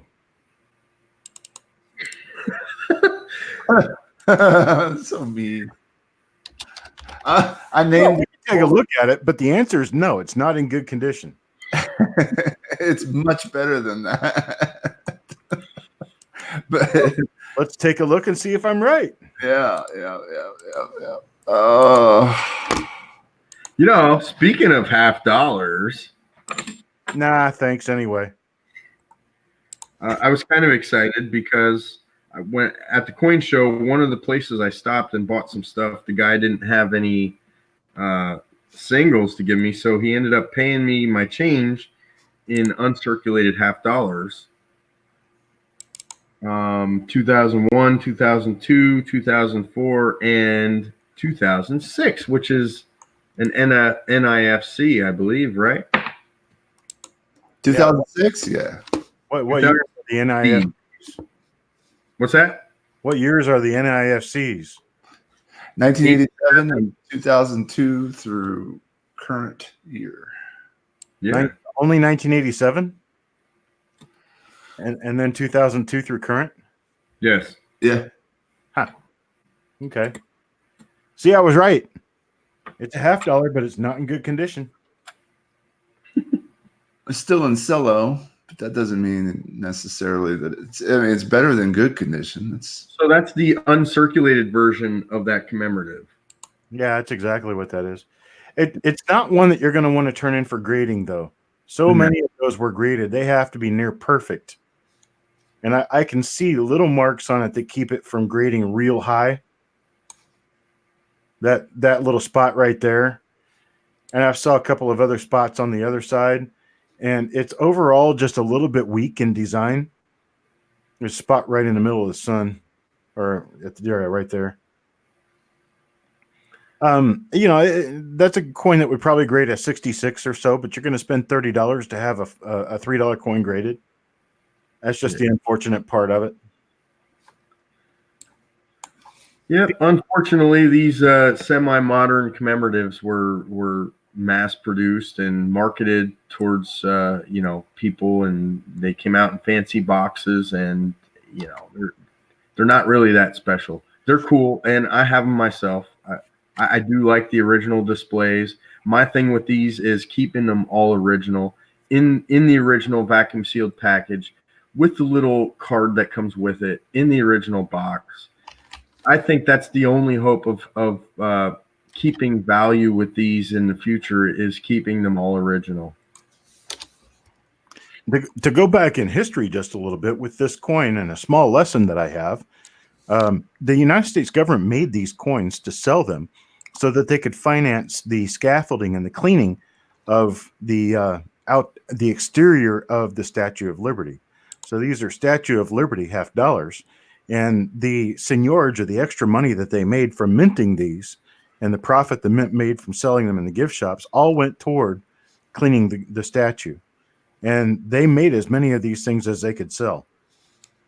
And frankly, they made a lot of them because they sold a lot of them. That's the end of my lesson for the day. And another point towards the argument against grading is the fact that they were sent out like this in a vacuum sealed package. So there are a lot of them in higher grades. So that kind of keeps the value down.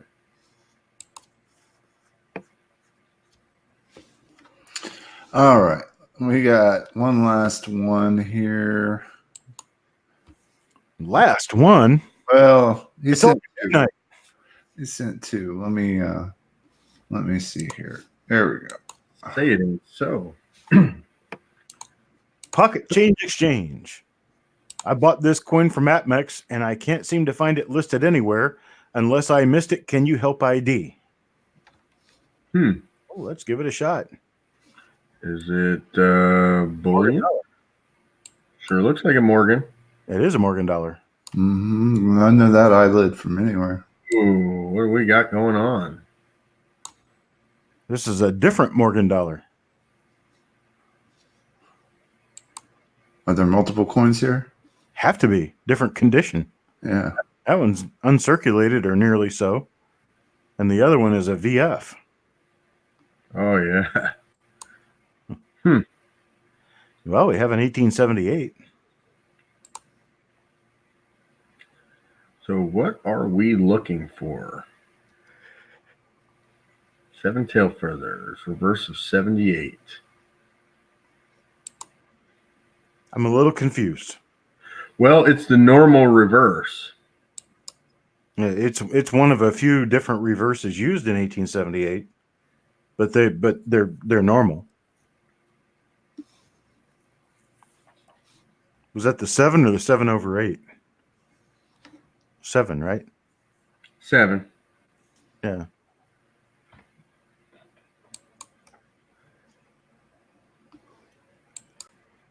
I'm sorry, what was the question again? I bought this coin from AppMex and I can't seem to find it listed anywhere. Unless I missed it, can you help identify it? I mean, we can go to Numa's Media and bring up the price guide there and show him where it is in the price guide. You're not going to find that bottom row of letters and numbers and stuff. That's all internal identification for AppMex's database. That's got nothing to do with the actual identification of the coin. It's the actual identification of the coins can be 1878 Philadelphia Mint Morgan dollar with 7 tail feathers. Okay, so he's saying ignore the second eyebrow pick. So that explains that. But Okay. it has extra tail feathers. I mean, I'm not seeing any extra. It says it has 7. We counted 7. There is maybe a little die chip or something below the second one from the left.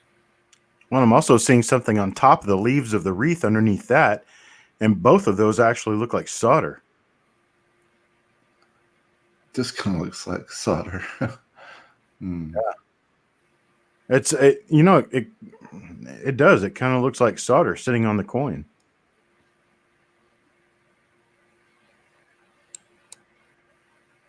In fact, there's a lot going on here that I don't necessarily like.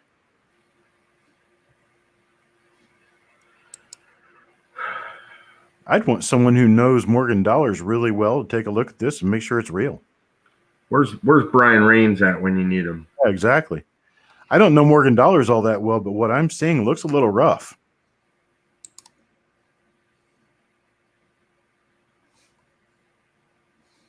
I'm wondering why.